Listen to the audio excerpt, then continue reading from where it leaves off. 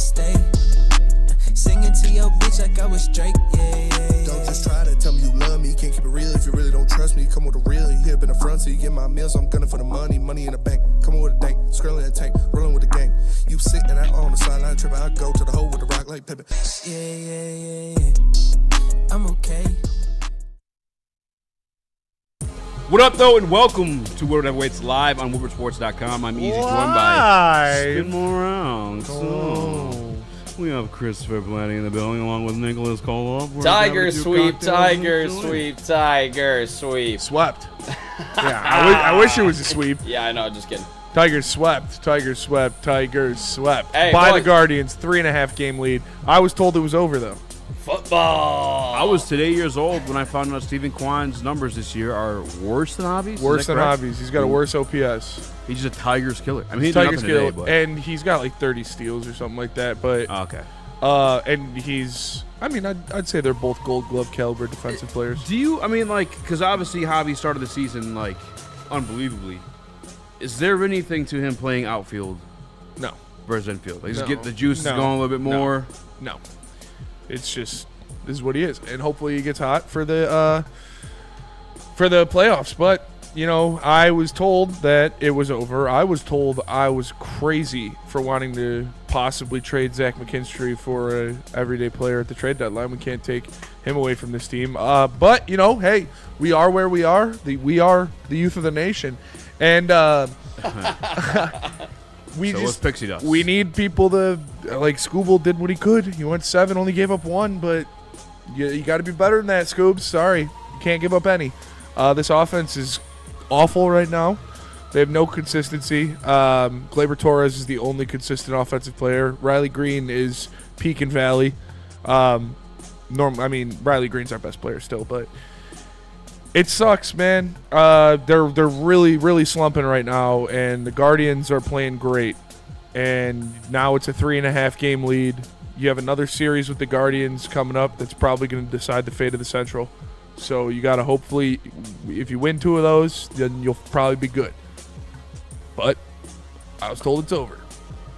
Baseball's so crazy. Baseball is insane. And that's why, with a 16-game lead with 2 months left, I was like, listen, it's not over until they mathematically clinch, because we literally saw it last year. Now, the Tigers didn't get the division win last year, but they were pretty much just as crazy odds for what the Guardians are doing right now. So we've seen crazy things happen in baseball. We see it happen every year.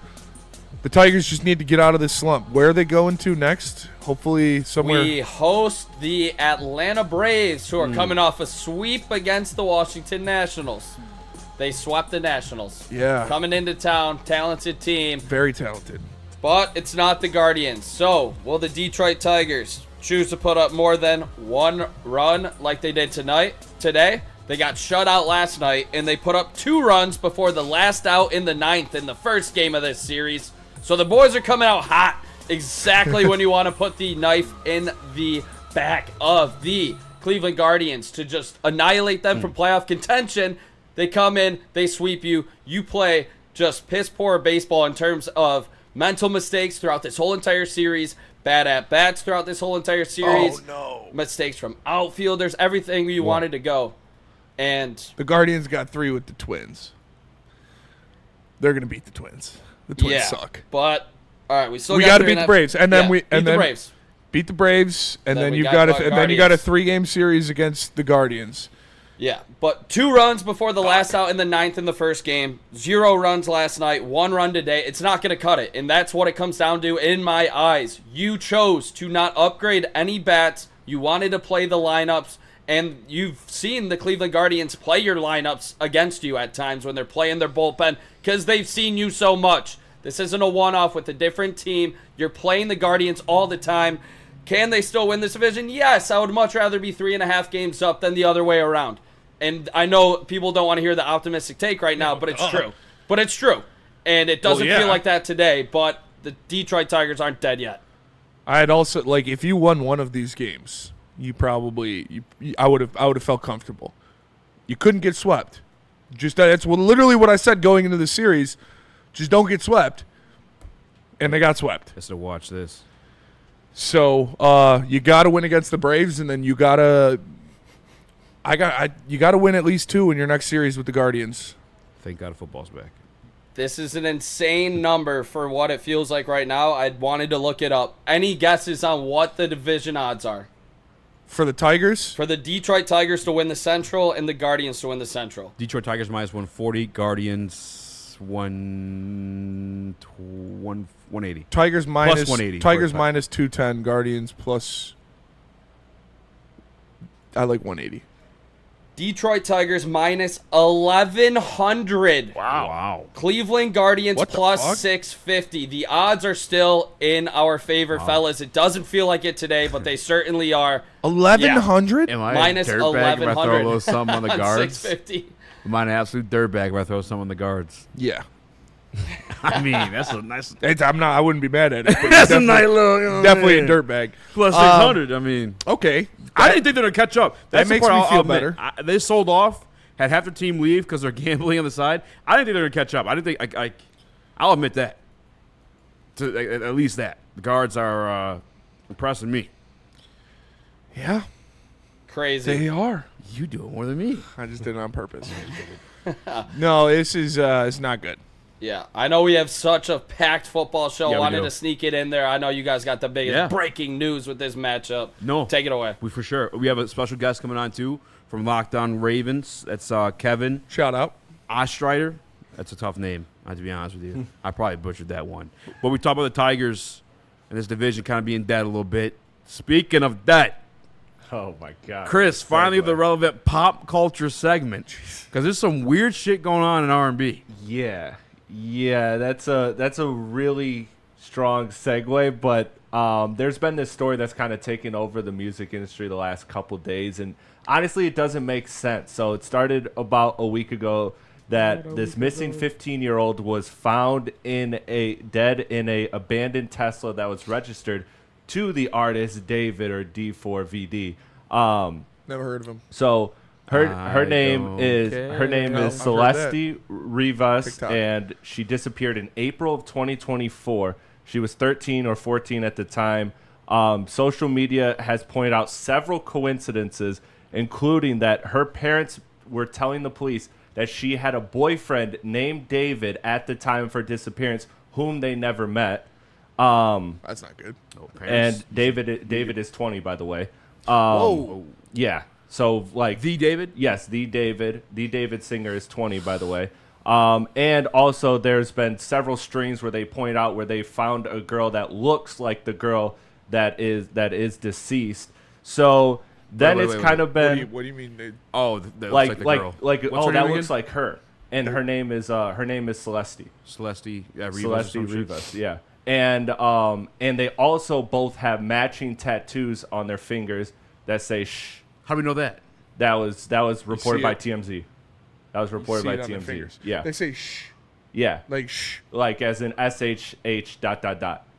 And then his viral hit is now going reviral in called "Romantic Homicide." That's the song that plays whenever Yeah. it's like a meme of like Ryan Gosling in Blade Runner when he's sitting in the snow, right? That's the song that's playing. But I think that's what from Instagram Reels. Yeah, I'm not sure. I've seen it in Reels. I don't know if 6, that's 7. the specific one. Now, however, that song was recorded in 2022, so it doesn't necessarily directly tie. but Released it on just her might be. birthday, though, Wait, Ryan.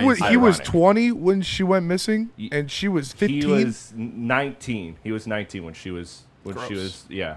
So there's just a lot of nasty layers to it. Apparently, he is cooperating with the police right now. How was he and not the arrested craziest by part is They have matching tattoos. Yeah. Yeah. That's the body of the woman found. and Not even it's woman registered. yet. The vehicle is registered to him, which was found at a tow yard. Is it true? All right. So Ryan said in the back that she was like cut up, like So I Body don't know any parts. details. There haven't been any like confirmed details reported on her body as far as they haven't even officially labeled this a homicide yet at this point. so. Then she could have been cut up. Then She could have, yeah. because that would be a homicide. The only thing, the Yeah, only, that doesn't just happen accidentally. Yeah. I know. I'm just saying right now. No, factually, you're it's good. not- Yeah, it's yeah. not reported as a homicide. But Shane D asks, Crazy. is this Amish folklore? this is not Amish folklore because a Tesla is pretty much against everything the Amish Yeah. believe. So I could say that the Amish have no. Chris, Yo. you do kind of look like the TMZ guy. Which Not TMZ at all. guy? I don't know which TMZ guy you're talking about. The main, you do. Oh, He the looks main one? nothing like the that one guy. that used to be on like The the old Judge dude? show and stuff? Yeah. No. No, not at all. Not at all. It's just the face. No. I don't see it. I don't see it. Actually, yeah, you do actually. Turn your Now head. you're just gaslighting. No fucking Yeah, way. he looks just like him. Really? All right, I'll do some Google. I'm fucking with you. What You is look it? nothing like that guy at all. Okay. I was gonna say I've seen that guy before. I'm like, I've never heard that before. But yeah, so as of now, The Amish version. his The tour, Amish one, yes. his tour is also featuring a casket with a wreath where people can write letters to the deceased one. So it's supposed to play into some theme. But yeah, Yeah, timing isn't in the wise. song he says like, he thinks he killed her. I killed or, like, you. I killed you. I don't But again, miss that you. song- Am I waiting for something that's not coming to arrive? But it was released And in he 22. released it on her That birthday. was in Yes, 2022. but in 2022. Still, dude. Yeah. So Maybe those are the planned it. facts right now. Maybe Collaborators they have both pulled planned it. There's, their like, weird shit like that. songs. There's and definitely weird Like sponsors. shit. those like- cults where everyone's like, like yeah, fu- drink this Kool-Aid. Everyone Yeah, kill fucking themselves. Jared Leto has a cult where people live on this island and he walks around in a robe and they just touch him. What? That's Wait, what? Say it again. Jared Leto like runs a cult, and he like walks around in just like a robe and like no shoes or anything. People just like touch him while he walks by. Really? Yeah, dude, he's a fucking lunatic. Can I be honest though? Like I know it's And he's a terrible actor. You should. It's frowned. Tron still looks sweet though. I'm going to see that movie. But have you heard 30 Seconds to Mars, The Kill? Great That song. is a good song. Great song. Kill, make me dead, bury me, yeah. Yeah. Never knew that was Jared Leto. That's a great song. Great Nope, song. don't know that one. Being cold is kind of lit. I'm just saying, like you get to bang everyone's wives. Yeah, Everyone like worships. they you. do whatever you say. They do whatever you say. If you're just like, give me money, they'll give you money. Like I know it's frowned upon, but it's kind of lit. Like if you find your way into a cult, you're not gonna be like, oh, I shouldn't be doing this because you're getting free pussy. Like free brother, money, that's dog. fucking aura. I'm Yeah, not gonna. That's ultimate fucking aura. That is ultimate aura. People are giving you their wives. Yeah, If Kanye wasn't a global superstar, he'd be a cult leader. for For sure. sure. Amon-Ra St. Brown would probably be a cult leader if he Yeah, he's wasn't got aura like that. If he wasn't a wide receiver. Yeah. Yeah. I feel like NFL teams are kind of culty. I feel like Tom Brady could do a cult right now. Tom Brady could do a cult right now. Oh, I would join Tom absolutely. Brady's cult. For sure. I would. Yeah. I'd probably join. If Tom he Brady's comes cult. out as a Scientologist tomorrow, I'm not shocked. Yeah. he just who else replaces cult Tom would you join? Cruise. I would join Penny Sewell's cult. I would. Oh my god. Ah! Yeah, The hardest that'd be the cult. most lit cult ever. It would. I would join Ichiro Oda's cult. I pretty much am. Penny- would you join Shohei's? One Piece is kind of a cult. Yeah. One Piece kind Shohei's? of cult. No, No. no. What about Verlander's Prime? Prime Verlander, I would I'd probably join join that that cult. cult. Yeah. Scoop cult. Yeah. Yeah. Just like hang out with your boys. Though. Let's see. Yeah. Yeah. Actually, I wouldn't join any Scoop's too chill to, Yeah. He wouldn't do that. I feel like that. Sounds like a bunch of conspiracies, says DNC ENT. We still haven't gave you guys a conspiracy show. We got to talk to the bosses. We got to cook that up. Yeah. Actually, a lot of us doing a lot of things. I don't know if we could make that happen. But we do got to go to break. We'll come Any back. other cults you'd join? If Cade started a cult, I'd When I probably was younger, What would Cade's I cult was be? kind of feel like it's obsessed really with be like the smoking whole weed and listening to Tupac Boldy. Machiavelli Ethical. situation. I'd probably join that one. Tupac. Yeah, Tupac cult. the Tupac would have cult been a would cult join. leader for sure. Probably like Rihanna in middle school would have joined that cult. Yeah. Bad bitch. I would join an Odd Darmas cult Yeah, I'd probably join that. if Yeah. I could just like smell her when she walks Sweeney, by. she's been growing on me. Dude, Oh, did you see her- wow. Did you see her at the Or Emmys? something like that. Yeah. Oh my That's what God, did it. that Wait, is that's like what did it. she's I'd join a she's Sweeney like the cult. Marilyn Monroe of our Sure, for generation. sure. You know who'd be a cult leader? 100%. Nick? Doja Cat.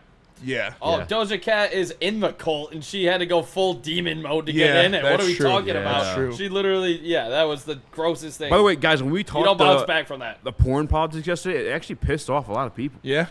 It's kind of weird. Because it's People are even though we were both like ways. joking. yeah, it's still people- politics. Like, I wonder if some of those people that didn't come back today Yeah, because they're butthurt about it yesterday. they are because It's just they're wild. that soft. That's wild. to me. Like we were joking about it, but they're actually no. This is actually politics. Politics are cults, They for sure, without a for doubt. sure. Yeah. Where's the where do they go? Adrenochrome, What's his name? That's Exposed crazy. it all. That it's like they like Epstein. No. What are you God. talking Nope, Damn. that didn't happen. Remember? Yep. No, Yeah. he killed himself with a rope. Yep. All right, too political. I'll remember it. Taylor Swift, Nicki Minaj, Beyonce, all cult leaders. That's fair. Beyonce is for sure a cult leader. I'm gonna ask ChatGPT tonight how to start a cult. Don't do that. Dude, You'll probably you're get put gonna on a flagged, list. Yeah. I don't care. Put me on the list. The fucking most lit, fucking aura-filled guy list. I'd be on that list all you day. could- harass. But then the government might try. We could. They'd I mean, ask we me to have work for them. We They'd have be the like, means hey, to start yeah, cults. We need you to influence these people. Yeah. All right, pay me, government. Bohemian Put Grove. me on that fellas. fucking list, son. Bohemian Grove. You guys heard of it? Yeah, Yeah, there we go. it's a Found real it. thing. What is that? Alex? real thing. That's what Yeah. made Alex Jones famous. Alex Jones, one of the He funniest. snuck people. into the Is that what Bohemian makes Groves. the He is frogs? hilarious. Alien. Or- Vampire. That was a good voice. Your voice sounded actually just like. Vampire. Alien. You ever see he sells They're supplements? putting chemicals in the water to make the and, frogs gay. He has like a weight loss pill. Yeah. You ever see those He looks the pictures? same. Yeah. He looks the exact same. Alien. Vampire. He is losing weight Patriot. now. Oh, Aaron Rodgers for sure. Patriot. Taylor Swift, cult leader. All right. Yeah. When we get back, Vampire. lots of Detroit Lions versus the Ravens. We got some sound from Dan Campbell. We got a Ravens beat reporter coming on the show a little bit later to discuss their insecurities. 'Cause I got to understand. Is it just us that are nervous about this matchup? Are the Ravens like, No, you know? the Ravens should be. They better be fucking Vampire. fucking lie. All right. Talk about Planet Fitness. Vampire. Join in Club or online. PlanetFitness.com. Planet Fitness. $15 a month. You can work out anywhere you want if you get the black card. Then you can go into any location worldwide. Around the world, around the world. Join in Club or online at PlanetFitness.com. $15 a month will get you the regular subscription, or you can get the black card. You should just get the black card, honestly. All right, we're going to go to break. Easy. Tell us about Art and Jake's first, though. Listen, my favorite cold is a cold one. There you go. There we go. Only at Art and Jake's. They got 80 TVs wall to wall. Everywhere you look, there is action. That's where I go for my UFC fights personally with the boys. You might catch me at the one over there on 23. But they also got 20 draft beers. They got the $3.50 Detroit Lion Bud Lights, the Naturals. They got Margs. They got ribs. They got it all. All at Art and Jake's. Find one near you. Get ready for the ultimate sports experience. Join former University of Michigan star and NFL sensation Braylon Edwards alongside the charismatic Shep. Braylon Edwards, touchdown Michigan! As they break down the latest in sports like never before. Tune into the Braylon Edwards Show with Shep. Touchdown, Braylon Edwards! Weekdays from 2 to 4 p.m. only on the Woodward Sports Network. Don't miss out on hot topics, insider insights, and the banter that keeps you coming back for more. How do people feel about getting a Planet Fitness membership for $15 a month? How do they like working out in a clean and spacious gym that's filled with equipment for every workout? And how about free fitness training in the judgment-free zone that leaves them feeling energized all day long? Join Planet Fitness today with the free PF app, online or in club, and start getting that big fitness energy for $15 a month. We don't like to brag that we are the toughest sports network in Detroit, but we do have a guy named Darren McCarty on our side. Woodward Sports.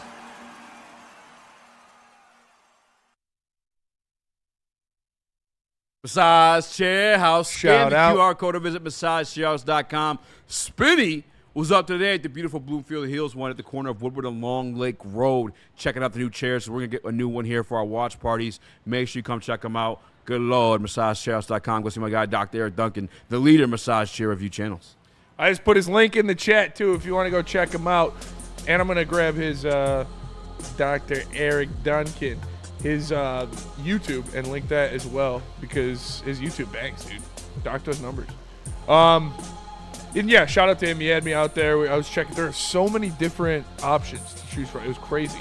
There was one from Japan that had, like, wood grain. It was fucking sweet. Yeah, it was really cool. Gangster. There are a bunch of different ones. Shout out to Dr. Eric Duncan for having us out there.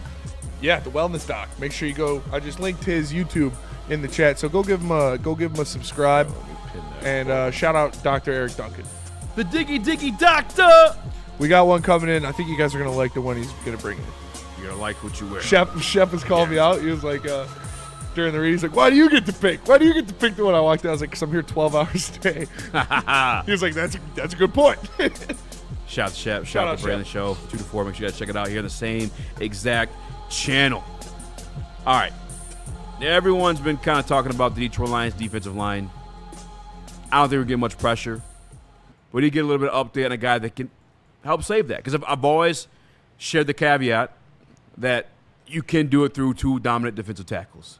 And I do believe, when healthy, Aiden Hutchinson, DJ Reader, and Alim McNeill specifically can cause some damage, cause some chaos. Sometimes the defensive lineman, your job may not be to get sacks. That's one of the reasons I like Shamar Stewart. He didn't have the greatest sacks, but guess what he does? He causes chaos. He's an agent of chaos. He fucks shit up. He makes you rethink everything you're doing on the offensive side of the ball. Alim McNeill is one of those players, and he got to speak with Justin Rogers over the week, and he said he's about 93% of the way healed. Yeah. He said if he had to go today, he feels he could. I love that. I love to hear that. And is that like rah-rah speech? Maybe. Alim did say when Nick talked to him a while ago, though, that he felt good, and that was a couple months ago. So you like to hear that. We need him. We're going to need him. This is going to be a tough division. This is going to be playing a lot of good quarterbacks, so having him in there in that rotation again starting, that'll help very much. But hopefully we can get him back in October rather than November, because I know everybody was saying kind of Thanksgiving is when we were thinking for Alim. So if it's before that, that would be great. Hopefully he's just 100%. And he can get out there, and then he can start coaching up Tyreek Williams. We can have a nice rotation in the middle of that defensive line. And, yeah, having Alim back would help everybody get better. I mean, even having Alim McNeill just fresh all the time. Because I feel like Tyreek offers you that. And he, mind you, too, remember Dan Campbell, one of the things he said about Tyreek when he came into camp, he wanted to get him in shape a little bit because he was more of a nose tackle type, like more of that breed. They want him to hold down the 3-tech until Alim comes back. Well, then Alim comes, when he does come, Tyreek can afford him a few snaps, and he comes in fresh, and we've seen Alim take over games. Yes. Like, to me, that's how you judge, like, one of the great players, the cream of the crop, rises to the top. And I think Alim McNeill showed you that multiple times. Now, they weren't against the greatest competition. I understand that. But the fact to do it at all, we've had plenty of guys here that just don't do it. Yeah. Alim McNeill did it against the Giants, I believe his rookie year or sophomore season. He did it once more against the Raiders about, like, 2 years ago. I'm pretty sure there's other times, too, I'm not even thinking about. So have him. He's going to command a double team. DJ Reader we saw show up in the pass rushing specifically last year. They had his career high in sacks last year of the Detroit Lions. Yep. And that's not a season where he lost like everything around him. Mm-hmm. So imagine he'd get a little more one-on-one action. And then obviously Aiden Hutchinson too. It almost, Spinny, I hate to say it, I don't want to say it doesn't matter, but alleviates the pressure on the opposite on the other edge. side. Yeah. It does. And like we said, when healthy, you've got a lot of pieces on this defensive line that are good pieces. Alim McNeill, we don't know when Josh Pascal's coming back. We don't know what's going on with Ahmed Hassanin. Obviously, Levi's done for the year. Those are all guys you expected to be on this team. So them already being out and already being injured is what scares you the most. But Alim coming back sooner rather than later would be extremely impactful.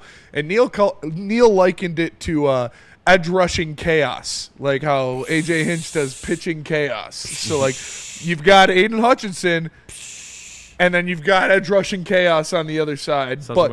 And we saw the Eagles kind of do that to a degree last year. Really. But the Eagles had that interior defensive line locked down with that rotation of Milton Williams, Jalen Carter, Fletcher Cox, and Jordan Davis. You also had Josh Smith and Nolan. So, yeah, you had Nolan Smith and Josh Sweat. Josh Sweat, Smith. yeah. Who has put up multiple seasons of like 7.5 more sacks. And when you do something like that, when you're trying to get that production out of guys like that, you need to have the pass rush from the interior. Absolutely. So getting that back will help. Getting Alim back will help. It's obviously not going to be this week, but hopefully it's in the next couple weeks. But even for games like this week, like I think Dan Campbell spoke about it. We've talked about it before, too. I told you guys the type of guys that like Ronnie and Hutchinson aren't necessarily ones that get after the quarterback. They're ones that collapse the pocket. Yeah. And that's kind of what you would like to have when you have a mobile quarterback like Lamar Jackson. Now, granted, this week particularly, there's only one Lamar Jackson, so it's not really fair to compare everybody else to him. But they've done a pretty good job at that for the most part. It's just getting to the quarterback that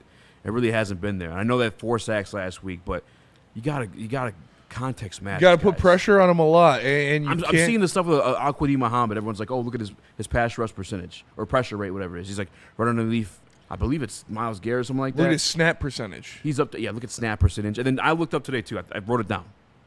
Al-Quadin Muhammad, all his pressures last week against the Chicago Bears, context matters. Second half. When they're down particularly 20. the score started. His first pressure came. The score was 14-38 on 1st and 10. There's 6 minutes left in the third quarter. An obvious passing down. By the number. That's His why next pressure, then sack, came on 1st and 25. An obvious passing down. Yeah. Let him cook. His third pressure came on 3rd and 34. Yeah. An obvious passing down. And this fourth pressure, watch the tape, came on an Aiden Hutchinson sack where Caleb was trying to avoid Hutch and kind of just runs into him. It gives him the pressure. Like, you guys, numbers are great. If the world ran off, that kind of does. Everyone thinks it's a simulation. But just football, I should say, it was like strictly statistical sport. Right now, we'd be looking at Daniel Jones, the top 5 quarterback. Yep. It's just that's not context matters. You would never say 2 weeks into the season, fucking Daniel Jones is in the same stratosphere as even Jared Goff. No. Let alone Lamar Jackson, Josh Allen, whoever that enter name there. So 2 weeks in, we can't be pretending Al-Quadin Muhammad is going to continue that ascent or be in the fucking same category as a Myles Garrett, Trey Hendrickson, and so on and so forth. No. I mean, it's just, let's be real, guys. I get it. I'm hopeful. I've seen it where, like, I think he could be impactful, but I think you heard Dan Campbell say it yesterday specifically, role player in specific roles. Yes. And the times he saw snaps, 1st and 10, 1st and 25, 3rd and 34, 2nd and 2 was the other one, but that came good with the Hutch scramble. Yeah. And that's what he was, and that's what we liked him as, and that's where I felt comfortable with him being, is that role player, is that obvious passing downs. You're going to bring him in, and that's why they like Marcus Davenport so much, because he can play the run and he can do everything. I don't know who they're going to start on the edge. I don't know if it's going to be Pat O'Connor or Al-Quadin Muhammad. I would lean to saying it's going to be Pat O'Connor because they want to stop the run more. And Dan Campbell did say he got better at stopping the run, but he didn't say he's good at stopping the run. So this is going to be a huge test for him because, yes, Al-Quadin Muhammad in specific areas, in specific spots, he did a good job of winning one-on-ones and getting to the quarterback. But being a starter in Baltimore against Lamar Jackson is much different than rushing Caleb Williams on 3rd and 35. After the score's 14-38. Yeah, you're going to have to strap your nuts on and come in there every play, stop Derrick Henry, and then get after Lamar Jackson. And again, I'm not trying to shit on the guy. I'm just trying to provide context so you're not out there waving certain stats and making yourself look like a dumbass to people who understand the situation. Football's context sport. Contact and context. Aha. Shout out for doing the digging on that one. That's insane that AQM obviously showed up in garbage time. Yeah, that's what that comes down to. In terms of what Alim can bring to this team, you love to hear that he's ahead of schedule because you've heard so often like a guy, it's going to be another month and he's not ready. So to hear that Alim could come back if you definitely need him, which I would hold him out probably till the end of October when you get an extra bye week. Right when November 1st hits, put him out there, let this team, really get it going on defense. But we're going to miss him in this game specifically. Like, to beat some of these elite quarterbacks, you're going to need pressure up the middle. Is the rookie ready for it? Is Tyleek there yet? I don't know. We'd love to see his passes defended early in the season, but to put extra and real pressure on a Lamar Jackson up the middle, is Tyleek Williams ready? We're going to have to see it Monday night in Baltimore.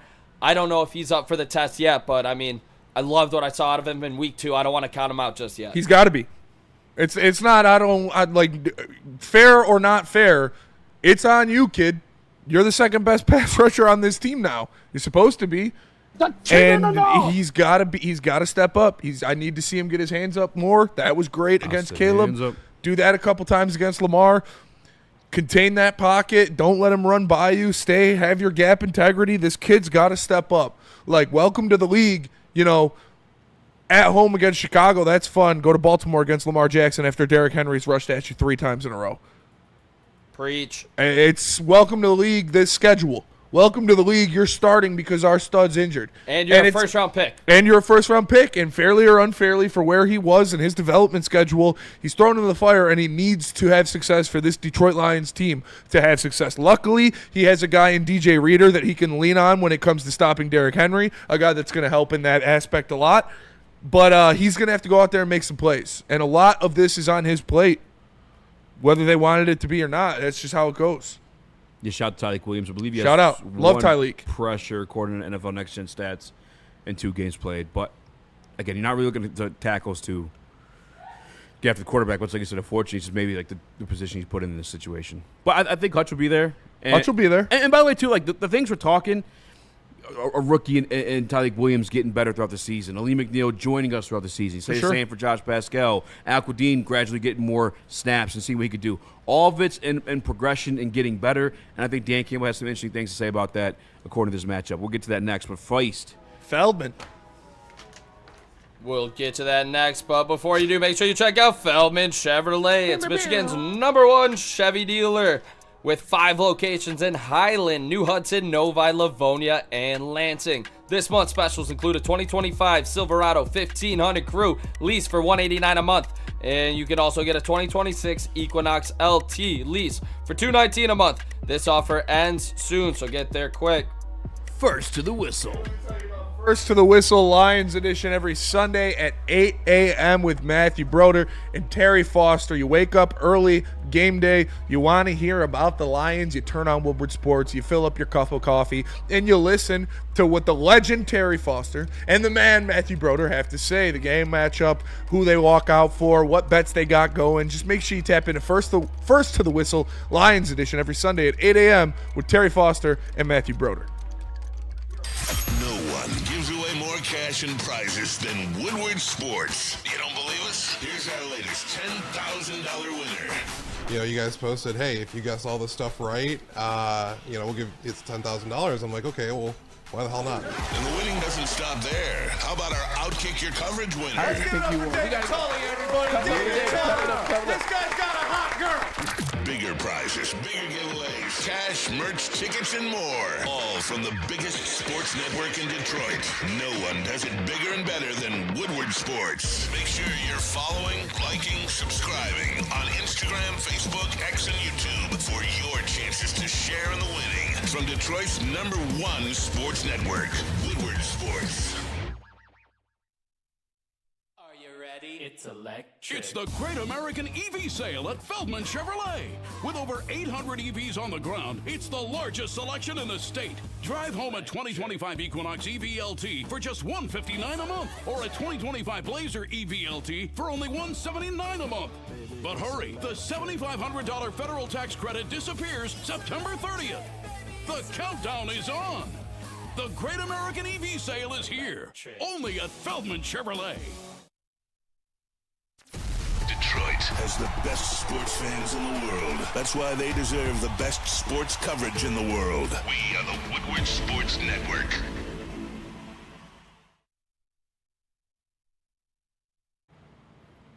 Buddy's Pizza. Buddy's Pizza. I tell you. You hadn't had it.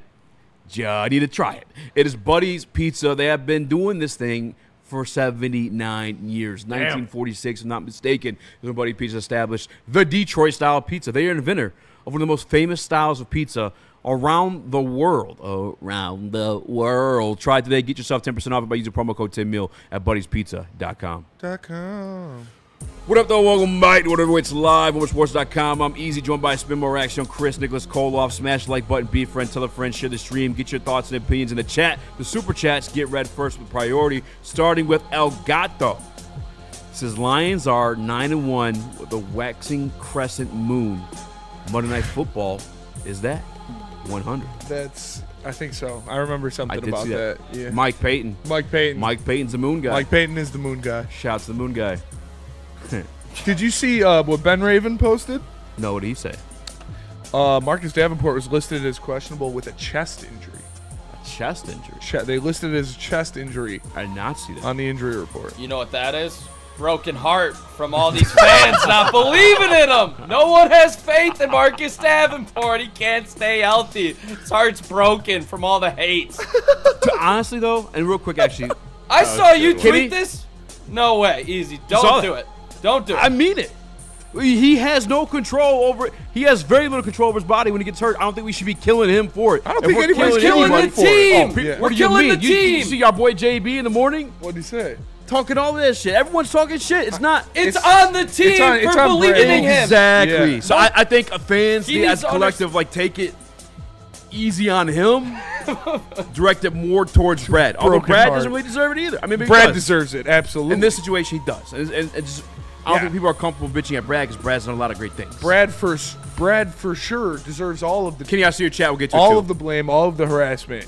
I mean, Marcus Davenport, you can't help being injury prone.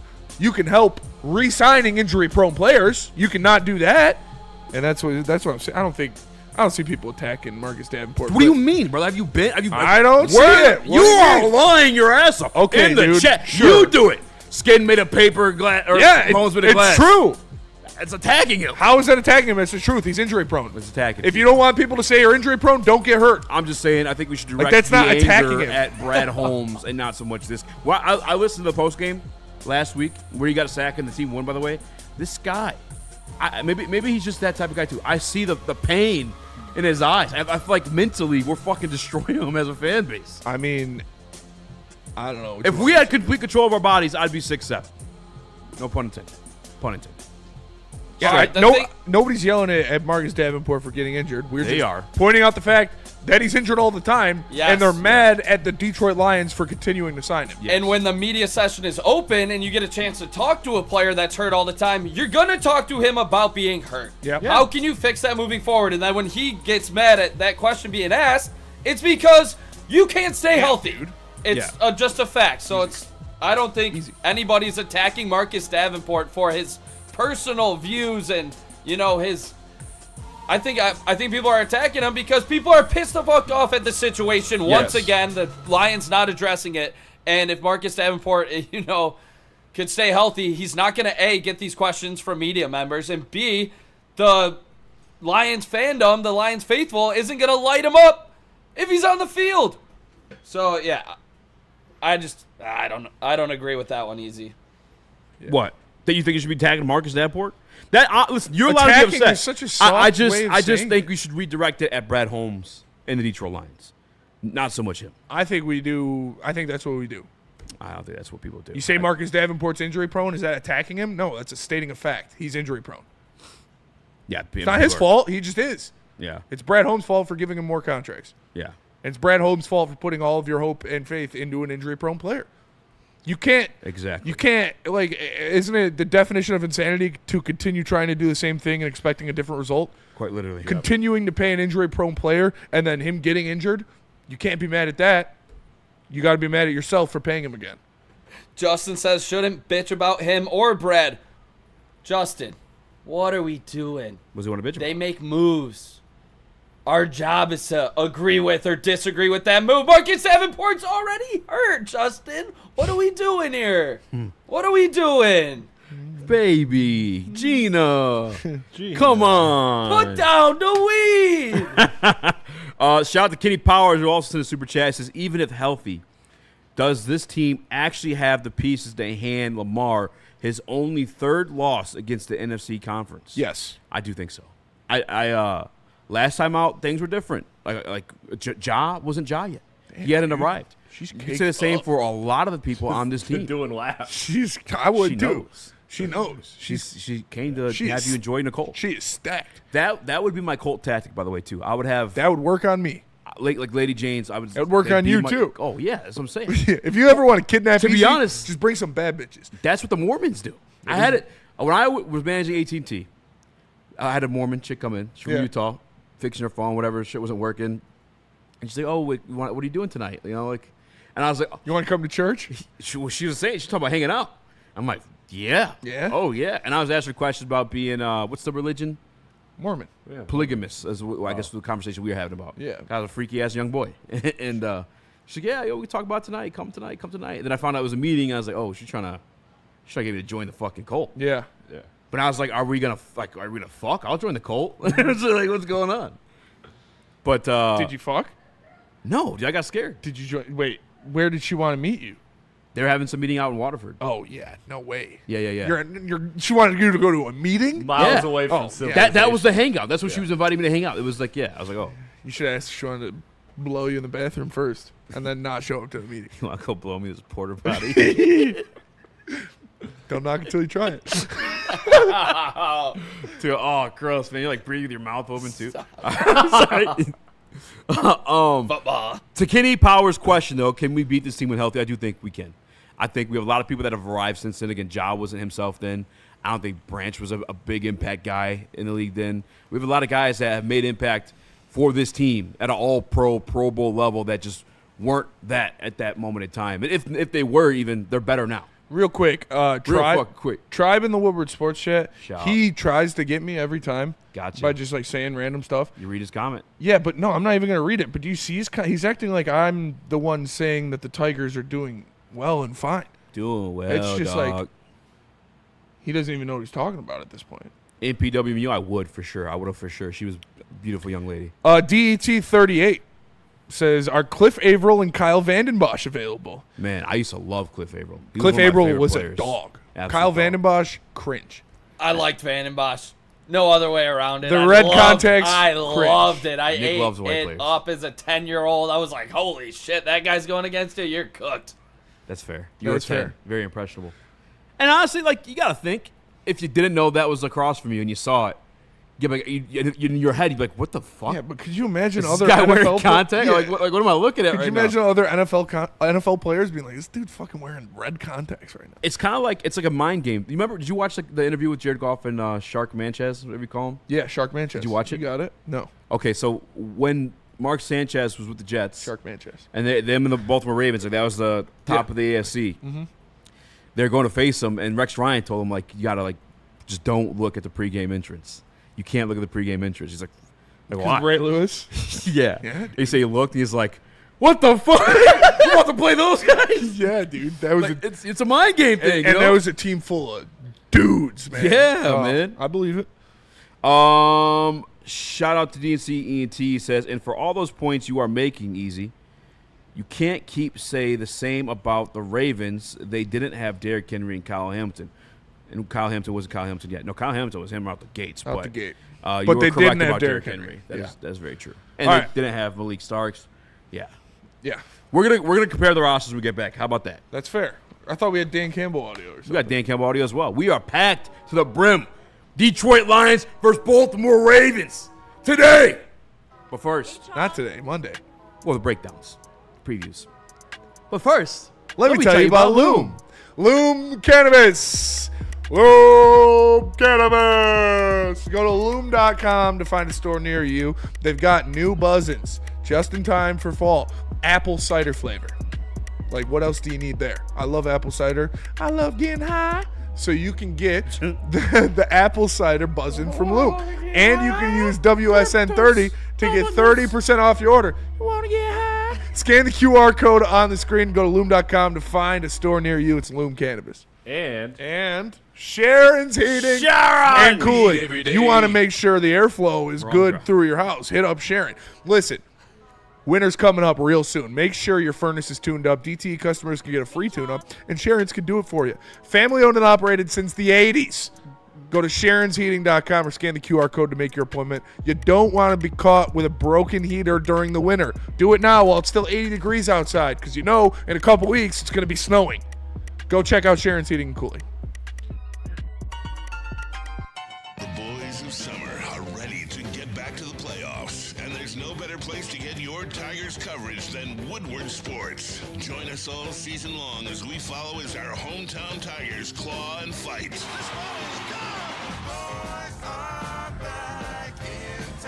Feel the roar with Woodward Sports.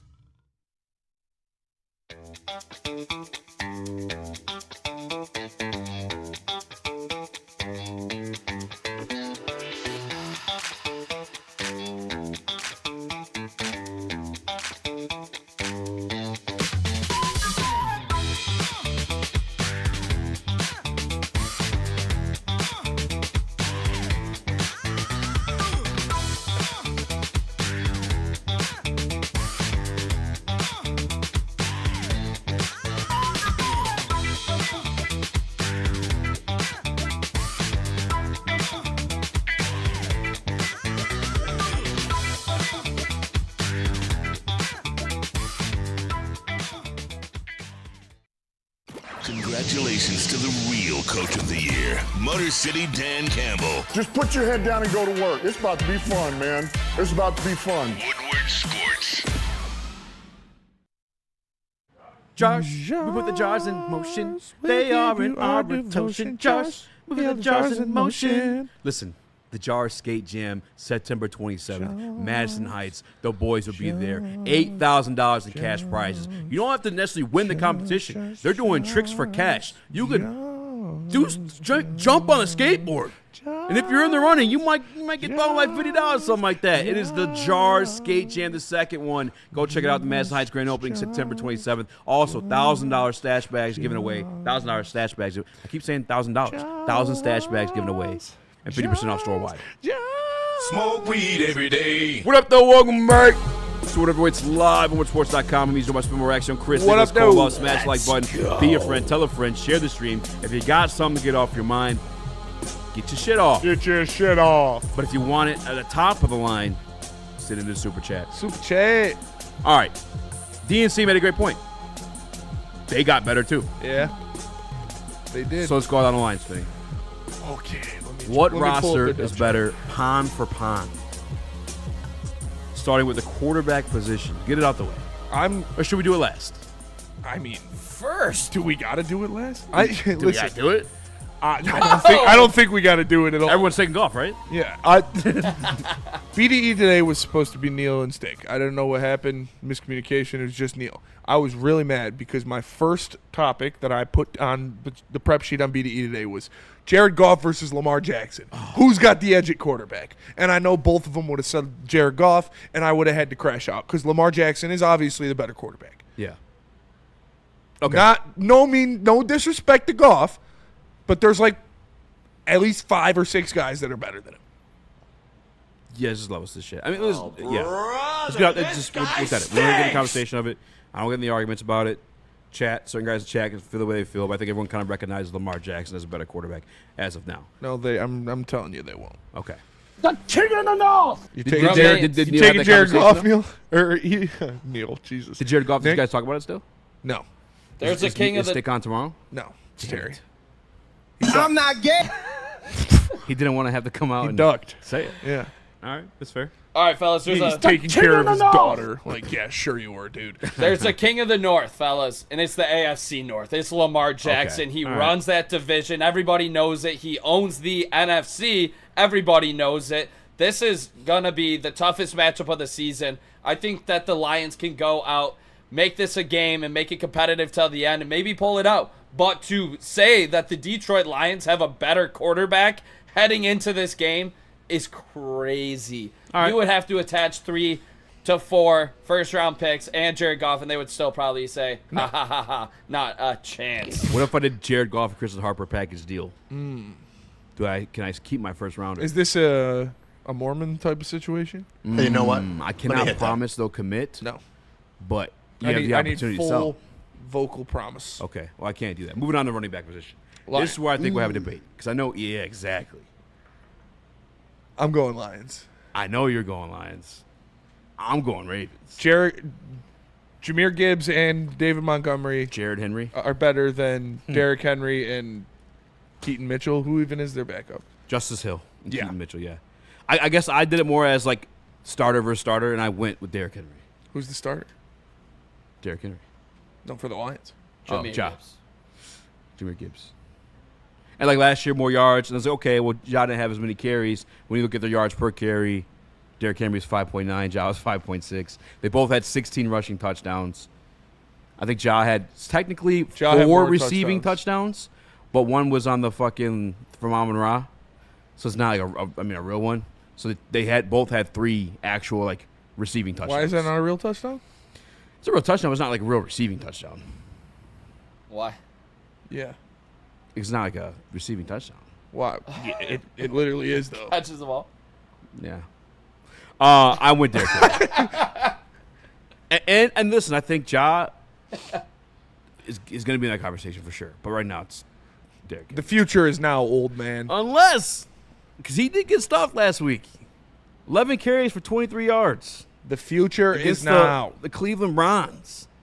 I love Derrick Henry, but I'm taking the Lions running backs over the Ravens running backs. Yeah, for sure. Running back room, you're taking Detroit Lions without fucking. I am too. doubt. Even if you're just going starter for starter, I'm taking Gibbs right now over Henry. Just saying. Justice Hill gave us 150 last time he played since DNC. That was brutal. That was brutal. Is that real? Is that true? Oh, yeah, he was cooking. $150. It was most receiving, I'm pretty sure. They should have put him in jail. That's abuse. Are you allowed to do that? We couldn't stop the run. What the fuck? I did not know that. Jars? I think Mark the Andrews jars in ate motion. too. Mom's got a So little cake on her. who you going with? I don't know. I'm a big Derrick Henry guy. Honestly, I thought he got slept on once again. He won your fantasy league last season year. long. He Yeah. did win you the league last year. Saquon and Barkley. Yeah. Saquon and Barkley. Saquon and Derrick Henry. Saquon and Barkley. Yeah, no, I just That's think terrible. I think he gets slept on that everybody pretty thinks good. that he's gonna lose a step. That's worse. That he's gonna lose a step. I don't think he's lost that step yet. I mean, you saw what happened the first game when Jahmyr Gibbs wasn't able to get much push on the offensive line. Do I think that the Lions are going to be able to get a better push than they did this game compared to the Packer game? Yes. But do I still think Derrick Henry is going to be able to run on this defense? I do. I don't think you see two bad Derrick Henry games in a row. In this specific matchup, I'm taking Derrick Henry to be the better running back compared to Jahmyr Gibbs. Not surprised. This is the guy who locked the Ravens. And he a was right, 32-point win. Kenny Powers in the Woodward Sports chat. By 32? It's his fault. Maybe It's literally Nick's fault. I think it was 34 or 32, yes. Kenny Powers in the Woodward Sports chat with the super chat. He says, I see the Lions being 1-2 after week 3, but by the start of week 7, 4-2. Yeah. I'm not mad at that at all. The Bengals are no longer as scary as they looked on the road. Bengals, Browns, Chiefs is what we have. Yeah. We can win all 3 of those games. All winnable games. Can we kind of early, I know, not this segment right now because we're in the middle of something, but can we at some point soon revisit the strength of schedule conversation? Because the NFC North doesn't look as tough. Some of those teams are falling off. I mean, hell, even the Rams to this point, they are 2-0, but, I mean, you look at their schedule as Tennessee and Houston. We have a horrible, so. NFC North heavyweight huddle. Maybe we'll play the game. That's a good. That's I mean, time to play the game. I don't think it's KC's not what we. I think they'll get back to it, but hopefully not by week 4. Yeah. Cincinnati, no. Minnesota, no. Chicago, no. There's no. Oh, Washington hasn't looked that good. Yeah. Washington looks straight. Yeah. They lost to the Packers. Yeah. Yeah, that's true. And they did better than us, arguably. All right. Wide receiver core Detroit Lions. I'm not even going to sit and argue that. I have that conversation. Yeah. Just by a mile. Lions, Who is baby. another wide receiver other than Zay Flowers on the Ravens? Exactly. D-Hop. Oh, yeah, they do have That's D-Hop. fair. That's fair. TA, by the But way, he's old behind. ass But he is fucking behind. jail. On the depth chart, he is behind Devontae Walker. So He is did still get a getting work touchdown done. last He's week, still getting so. touchdowns. Lions wideouts by a milli. Offensive line, ultimately with the Detroit Lions, maybe there might be a conversation there. I'm not as familiar with their offensive line, but we have an all-pro named Penei Sewell. They don't. Ravens got an All-Pro. Who? Linderbaum. Is he all-pro? Yeah, he was Wow. All-Pro last year. Good for him. Good pull. Anybody? Nobody else. Oh, Ronnie Staley. Okay, they win. No, we got no. They Ronnie probably Stanley. win. Excuse me. They probably win that one. Andrew Voorhees.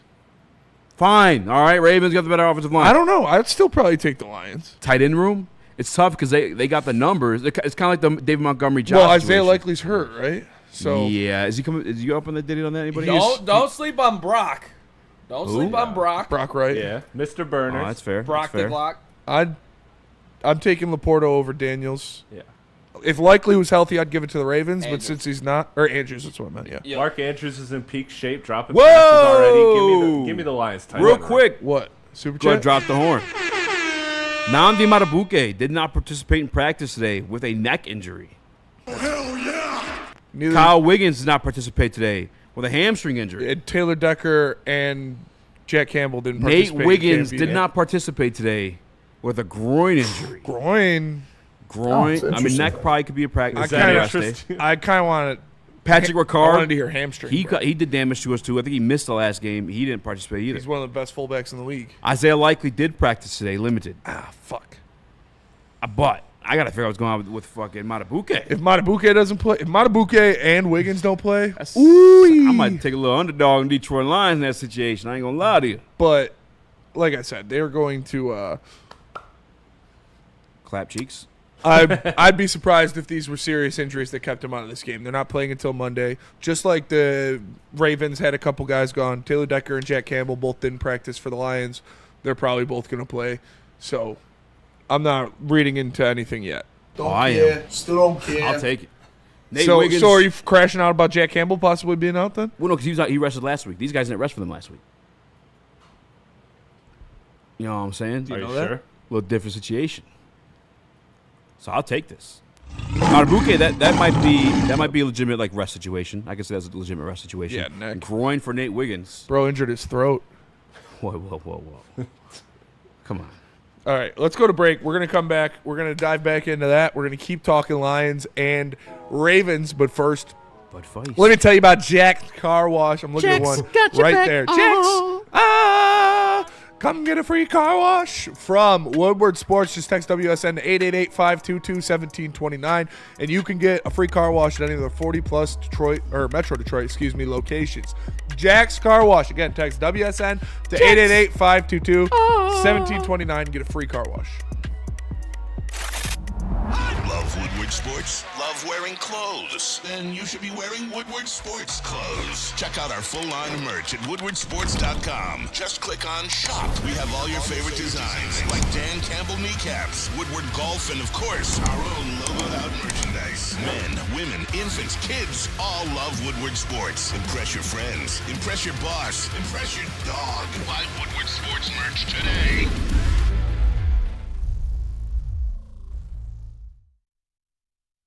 Walk into any Lady Jane's Haircuts for Men today. Open 7 days a week. Sit back, relax, and enjoy precision haircut, scalp massage, hot leather neck shave, and hot towel treatment from one of our talented stylists. Step up your game this season and take advantage of our $20 haircut special.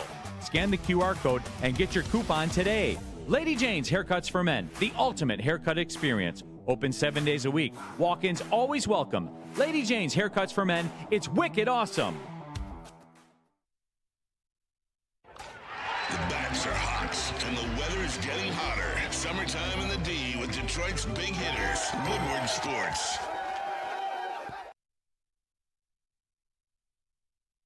Lady Jane's Haircuts for Men open 7 days a week. Walk-ins are always welcome. Stop in, sit down, relax, get an award-winning haircut from one of our lovely, talented stylists. You can get a hot leather neck shave, scalp massage, hot towel treatment, all that wrapped into one in the King's treatment. Lady Jane's Haircuts for Men open 7 days a week. It's wicked awesome.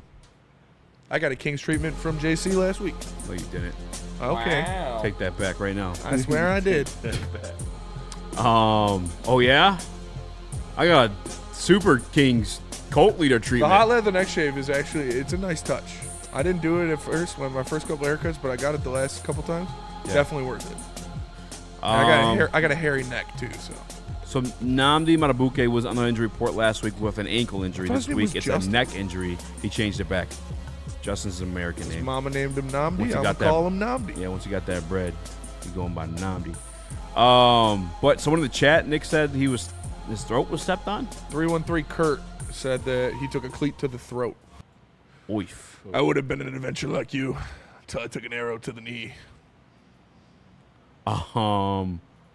Moving on. Tight ends, Lions.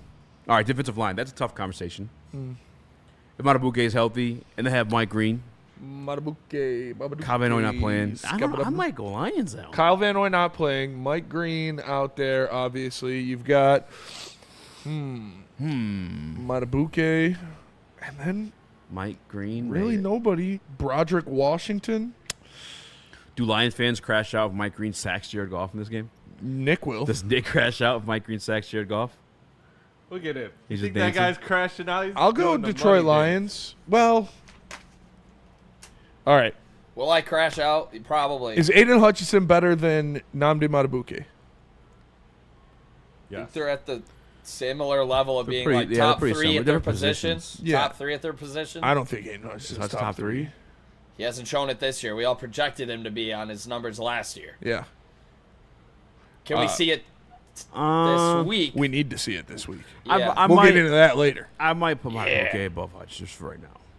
I'm not mad at that, but it's marginally if it is. Yeah. So you could say they cancel each other out. Then Just get to the quarterback like that from an interior position is kind of insane. then you have He's 2 sacks already, I'm pretty sure.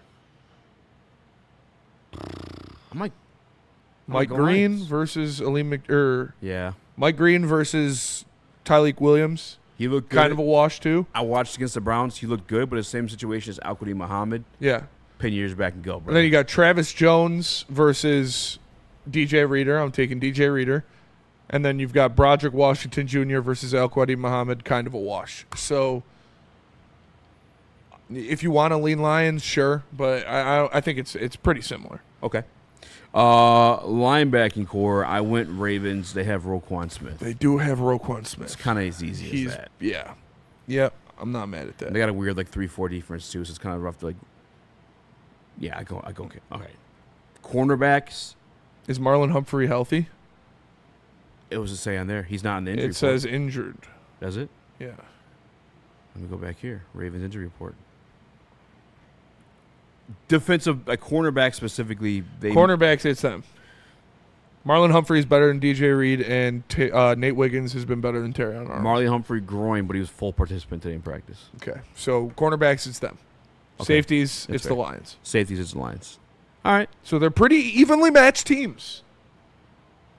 It's going to be a good game. It's going to be a very good game. It's going to be a good game. And that's the thing, too, is we are very young, particularly in the interior offensive line. We know that's a very, very crucial, important piece for Jared Goff to be as productive as he can be. Last week, we saw him do it to the tune of, 330-something? 23 or 28? I mean, he went insane. 5 touchdowns. It's very much, though, something that needs to grow throughout the season. Tyleik Williams, something that needs to grow throughout the season. Throughout the season, we'll get Josh Pascal back. Alim McNeill will come back. I think Terrion hopefully gets a little better throughout the season as well, too. A lot of these pieces of the Detroit Lions, Tate Ratliff, all those guys, stuff that can grow in progression. And I think Dan Campbell kind of hinted towards that. Win or loss in this game, it's more about the growth that comes out of it. And I listen to him, I guess. Tell me what you get out of this. You played the one, Chris. No matter. I want to see us improve on the road against a really good opponent, man, who there's a lot of things that I feel like are similar between us. And when it's not a mirror image necessarily, but yet the principles I feel like are very much alike. And so you want to see us go in there and really improve under that environment against that team. I think that's the biggest thing. Absolutely. That's what you need to look at. You need to face a team of this caliber to see where you stand, because you faced one against the Green Bay Packers, and it was ugly. It was very ugly.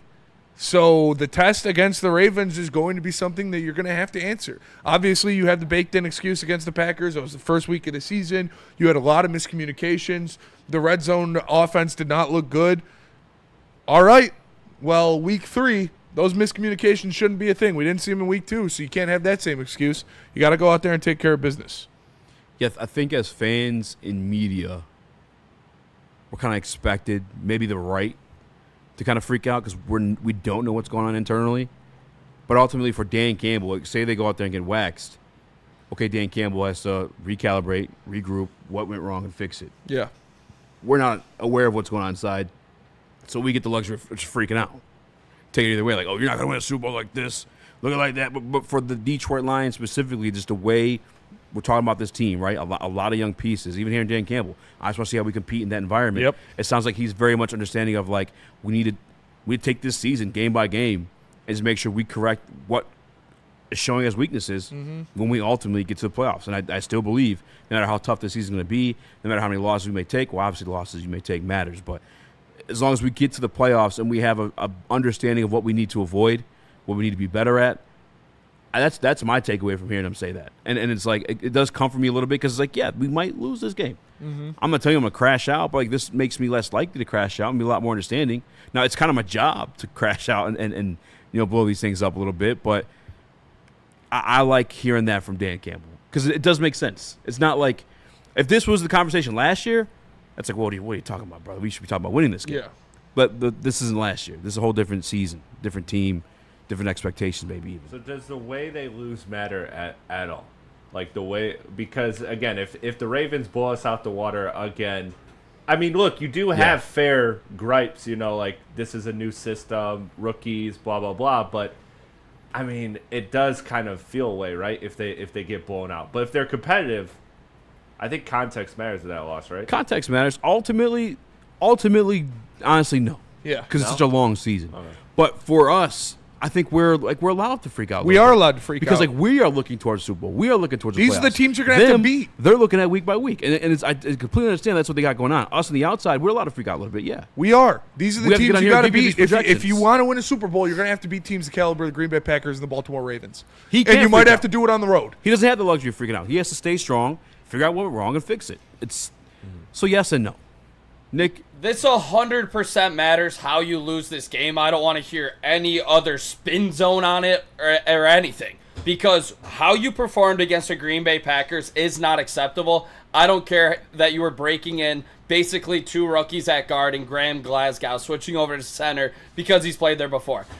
I don't want to hear any excuses for this team that was a top 6 team projected in Super Bowl odds moving forward.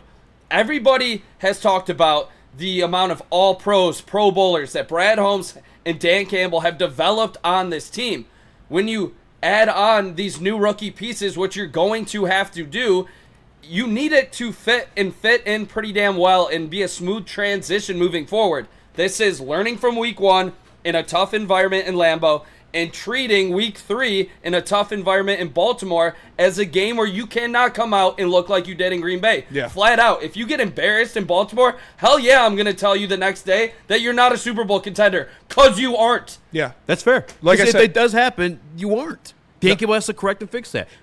That's true. That is But fair. Nick, the follow-up question to that would be, Nick, is that if you're coming on the airwaves and saying they are no longer a Super Bowl contender, can that conversation then change again, and they are back to Yes. a Super Bowl contender? Yes, it 100% can, and that might be a cop-out in itself, but we have to react week by week, and for them not to learn from week 1 to week 3, but say week 13, they go into, or whatever week it is, they go into Philly and win, yes, you're going to change your opinion if this team looks like an ultimate machine running the ball in week 13 and they don't in Baltimore.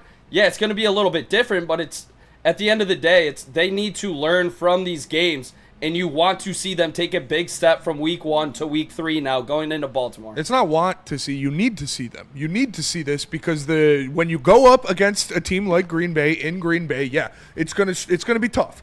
In Lambeau, they just got Micah Parsons. They're a good team. Okay, the rookies didn't understand it. There were miscommunications. You can get that excuse. You can take that excuse for the first game of the year.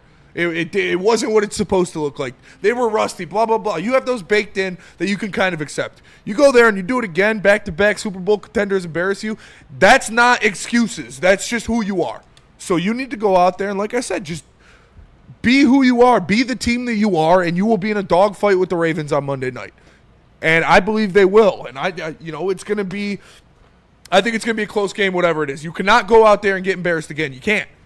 Or those things start mounting, and then you start asking the questions, and then the media gets into it, and then they start listening to us, and then they start getting mad at us because we're like, what the fuck? We suck. Blah. No, go out there, take care of business, look like you belong at the very least. Go out there and get a fucking win, huh? I was talking about it with Braylon in the back. When's the last win on the road for the Lions where you're like, fuck yeah, that felt real good? KC Chiefs, week 1. Even that, they had no Chris Jones and no Travis Kelce. Still felt good. But so would going into Baltimore and beating a healthy Ravens team with Lamar and Derrick Henry. That would be by far the best road win of Dan Campbell's tenure. And you go do that, and then shit turns around. You want to talk about hype, you want to talk about feeling, you want to talk about vibes. A team coming off of that win, coming back to absolutely shit stomp the Browns at home. That's how you start to roll. That's how you get going. That's how you start feeling good. So going into Baltimore, that'd be a statement win for anybody. For sure. And that's what it takes. It takes wins like this. You see the Bills, was that in Buffalo or was that in Baltimore? That was in Buffalo. That was in Buffalo? Yeah. You got to go through teams like that. You got to beat the Ravens. You got to beat the Chiefs. If you want to be up there, that's what you're going to have to do. You can't let them take your lunch money. Yeah, the only thing is like the context, if you want to freak out truly and say like we're completely fucked, it's the context of what Nick says. Like if it's week 13 it's happening, okay. Like that does weigh a little bit heavier than it happens now. You know? But you still want to see week 3 be a hell of a lot better than week 1. For sure. Yeah. And Dan, he reiterated it again. Here's another time he said, I just want to see how we compete in this game. Team as you were and kind of score, I guess, a lot if you need to. Well, I think it's what I started with, man. I want to go in this place and know that we can continue to get better against a real good team at their place, knowing what kind of team they are and what their identity is, because I know our identity. Let's give ourselves a chance at the end of the game to win this one. And that's the whole point, man. And it's going to take all three units being on top. Absolutely it is. Coach knows it's not. He's just said the exact same thing we said. As much as you guys in the chat want to call us bitches for being like, hey, the Ravens are a good team, this is going to be a tough game, they know that. Mm-hmm. Every single person in that locker room knows that. Dan Campbell knows that. If you want to go into Baltimore and beat Lamar Jackson and Derrick Henry, you're going to have to play damn near perfect football. And you're going to have to do it on offense, defense, and special teams. The margin for error in this is extremely razor thin. So you got to go out there, you got to put your best foot forward, and you can't have miscommunications, you can't have blown assignments, you can't have missed throws, you can't have fumbles, you can't have turnovers. You got to play a perfect game of football. And that's a tough thing to ask. But you're a tough team, you're a good team, and that's what has to be asked of you. Those are the expectations you have to have every night, especially going into Baltimore. But ultimately, at the end of the day, it's a litmus test to see where they're at, what they need to correct to be there. And obviously, just listening to Dan Campbell in today's presser, mentioning that twice, I'm gonna be a lot more calm if things don't go our way. Me personally, I'm gonna try to be. Again, context doesn't matter. Obviously, if the certain insecurities about this team look disgusting and exposed, or John Morton's play calling is a little bit poop, I will be upset about that stuff because those were questions going into the season. But if we just lose a close one, it's like, all right. But Dan kind of set the expectation, let's see where we're at. And you're in these games for a reason. You have one of the hardest schedules in the league for a reason. You were in first place last year. Everybody wants to put you on prime time. They want to put you up, the best team against the best team. If you go out there and get embarrassed, you should be mad as a fan, as you're watching. You should be disappointed, and it's okay to feel that way. You don't have to drink the bathwater of every single thing this team does. When they don't show up, it's okay to say it, and it's okay to say you need to be better. And I think fans need to realize that you're in this position now. You should be a true contender. If they come out as pretenders, it's okay to say that. And you're not this cute reclamation project anymore. You're not the cute little brother.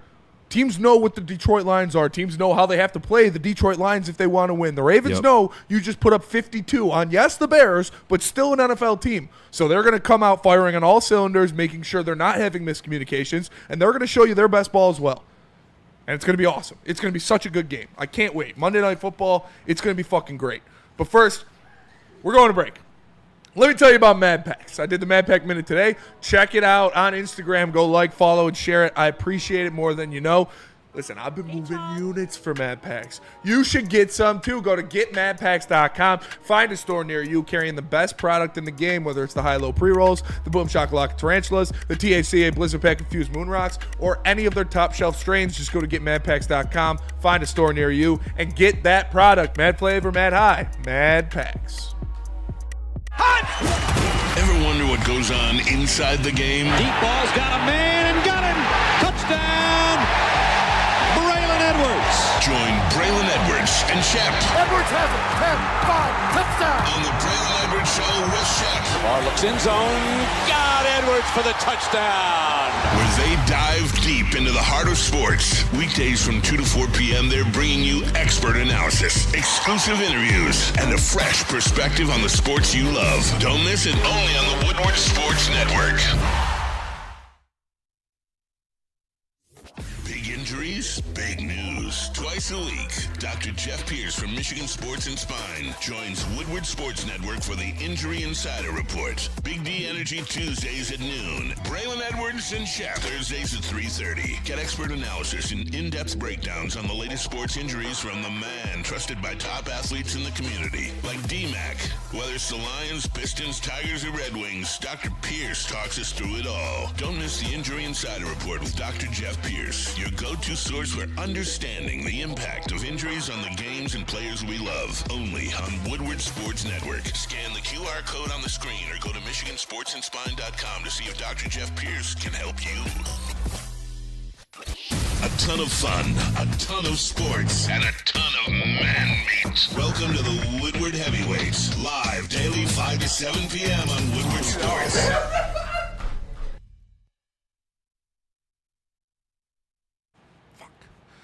Attention sports fans, don't miss out on expert sports injury insights with Dr. Jeff Pierce of Michigan Sports and Spine. Join him every Tuesday on Big D Energy and Thursdays on Armani and Edwards with Maz, where he offers top-notch injury advice. Braylon Edwards Show with Shep, where he offers top-notch injury advice.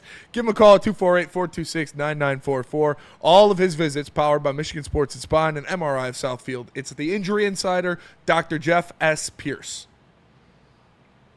What up, though? Welcome back to Woodward Weights Live on WoodwardSports.com. Means about Spin Reaction. Chris, Nicholas Koloff, smash the like button. McNeill, Be a friend. Tell a friend. Share the stream. I see a lot of people in the chat trying to discredit what the Packers did to us. It happened. They're good. It's really simple. They have the best 2 wins in the National Football League right now. What are we doing, guys? Come on. They got damn near the same schedule as us. Bills over Ravens. I would say Bills over Ravens is better, yeah. Bills over Ravens is better? Yeah. Better than who'd they beat after us? Commanders. The Commanders, yeah. Who talking about the Packers? Yeah. Packers beat us and Commanders. Yeah, I think the Pack, like, that's The Bills beat one of the best wins. the Ravens. And I'm saying the best then 2 they beat wins the Jets. belong to the Packers. Oh, like 2 Yeah, like so cumulative. far. Yeah. Yeah, okay. The best single win, yeah, sure. Even that one was kind of like, took some luck. It's still a better team. Yeah. The Ravens without are a the doubt. best team that's lost. Yeah. I just like that situation.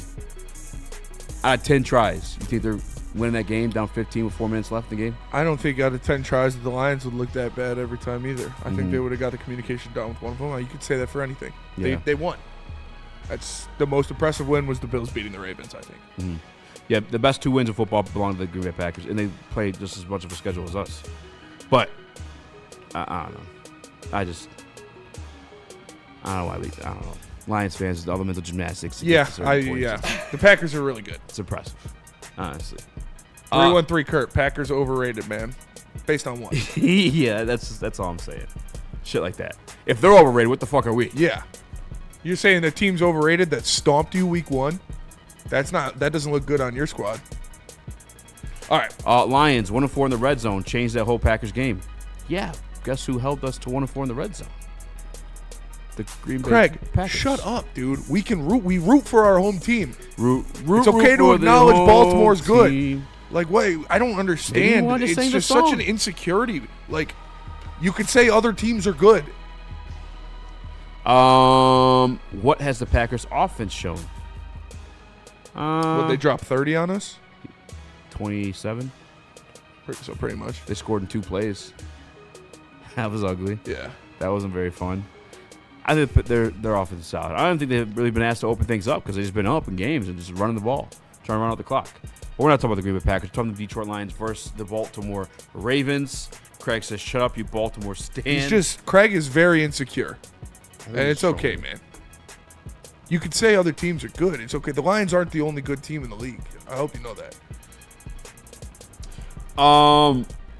Dan Campbell was asked about the Detroit Lions' performance on mobile quarterbacks in the past, Jordan Love and Caleb Williams, as well as if you can see that translating to this game against the best mobile quarterback, arguably the best quarterback. Obviously, Josh Allen's in there too. Yep. And Lamar Jackson. Contained them pretty well from a running standpoint. What have you liked about your team's approach, kind of keeping those guys in the pocket? We did a good job last week. That was one of the things we really talked about. I thought, we talked about improving. We improved even from week 1. Love got out of there a couple of times, and I've thought, with the exception of really probably 1 play, I thought we did a pretty good job on Caleb, maybe 2. But it was a point of focus, man. We worked on it. Our guys really worked with each other, running the stunts and the games, and I thought we were very disciplined in that regard, and it helped us. It helped us. So we're going to have to be on point again. It'll be, but I go back to this too, man. You can't paralyze your guys either. Like you can't pull back so far on them that they lose. What makes them great players. Or like a guy like Hutch, man. You just got to be careful. So yes, we have to be disciplined. Somebody's going to have to cover for you if you got a 2-way go. And then, man, don't leave your feet. That's always don't leave your feet. You just keep moving with a base until you get reinforcements, and let's just close it in on him. But that'll certainly be a big point of emphasis. I want to, kind of sidebar this because I hate that argument that the Lions aren't good at stopping mobile quarterbacks. I mean, really, mobile quarterbacks are kind of tough for anybody to figure out in the NFL because that is an extra player that you normally don't have to account for. But it's not mobile quarterbacks. Like, you would say, Kyler Murray's mobile quarterback. Lions took care of him. You could eat, like you said, Jordan Love, Caleb Williams. Those guys are mobile quarterbacks. Mm-hmm. Lions handled them pretty well. Yeah. It's Lamar Jackson and Josh Allen. Those are, like, they're MVPs. Yeah. It's not just mobile quarterbacks. They're elite quarterbacks. So elite quarterbacks, mobile or unmobile, are going to cause problems for any team in the National Football League. I hate that argument. It always gets brought up. Oh, Bills are coming into town. Lions struggle with mobile quarterbacks. Look out for Josh Allen. Yeah, no, it's just Josh Allen. Yeah. Lamar Jackson is one of the best players in the National Football League. You're going to have to contain him. It's much easier said than done. So Lions are going to have to figure out something. Aaron Glenn did it once very well. Maybe they peek at that film. Maybe they look at what he did and try to have some of that. But it's not just the Lions struggle with mobile quarterbacks. No, it's Josh Allen or Lamar Jackson cook pretty much everybody in the National Football League. That's how it goes. There's no answer for mobile quarterbacks like that at the end of the day because you just don't know when they're going to run. And some of them, like Lamar Jackson, are also just really fucking good when they decide to run. Yeah. Talking about breaking tackles, making moves, even finding another pass catcher down the field when they do decide to do so. It's just how it goes when it comes to defending mobile quarterbacks. And we're going to talk about somebody who covers the team, my guy Kevin, when we get back from break. Tell us, update us on this injury report for the Ravens and much, much more. But first, let me tell you guys about Caesars Sportsbook. Would you like to make some money? Head over to Caesars Sportsbook right now. Use promo code Woodward1000. If your first bet loses, you get up to $1,000 back in bonus bets if you use the promo code Woodward1000. Head over to Caesars Sportsbook or scan the QR code. Visit the gambling hotline if you're having gambling issues. No one gives away more cash and prizes than Woodward Sports. You don't believe us? Here's our latest $10,000 winner. You guys posted, hey, if you guess all this stuff right, we'll give it's $10,000. I'm like, okay, well, why the hell not? And the winning doesn't stop there. How about our Outkick Your Coverage winner? I think you won. You guys This guy's got a hot girl. Bigger prizes, bigger giveaways, cash, merch, tickets, and more. All from the biggest sports network in Detroit. No one does it bigger and better than Woodward Sports. Make sure you're following, liking, subscribing on Instagram, Facebook, X, and YouTube for your chances to share in the winning. From Detroit's #1 sports network, Woodward Sports.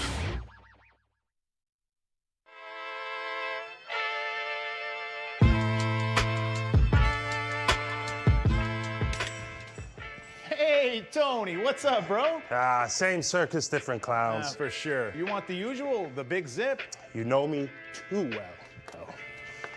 I threw a little something extra in there for your ma. Oh, Hope man. she's doing all right. Ay, guy, sei un santo. You're a saint. All right, buddy, we'll see you next time, okay? Grazie.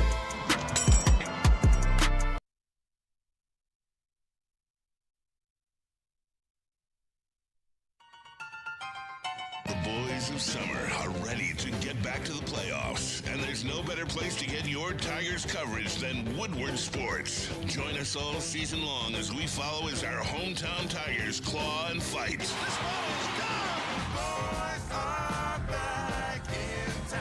Feel the roar with Woodward Sports.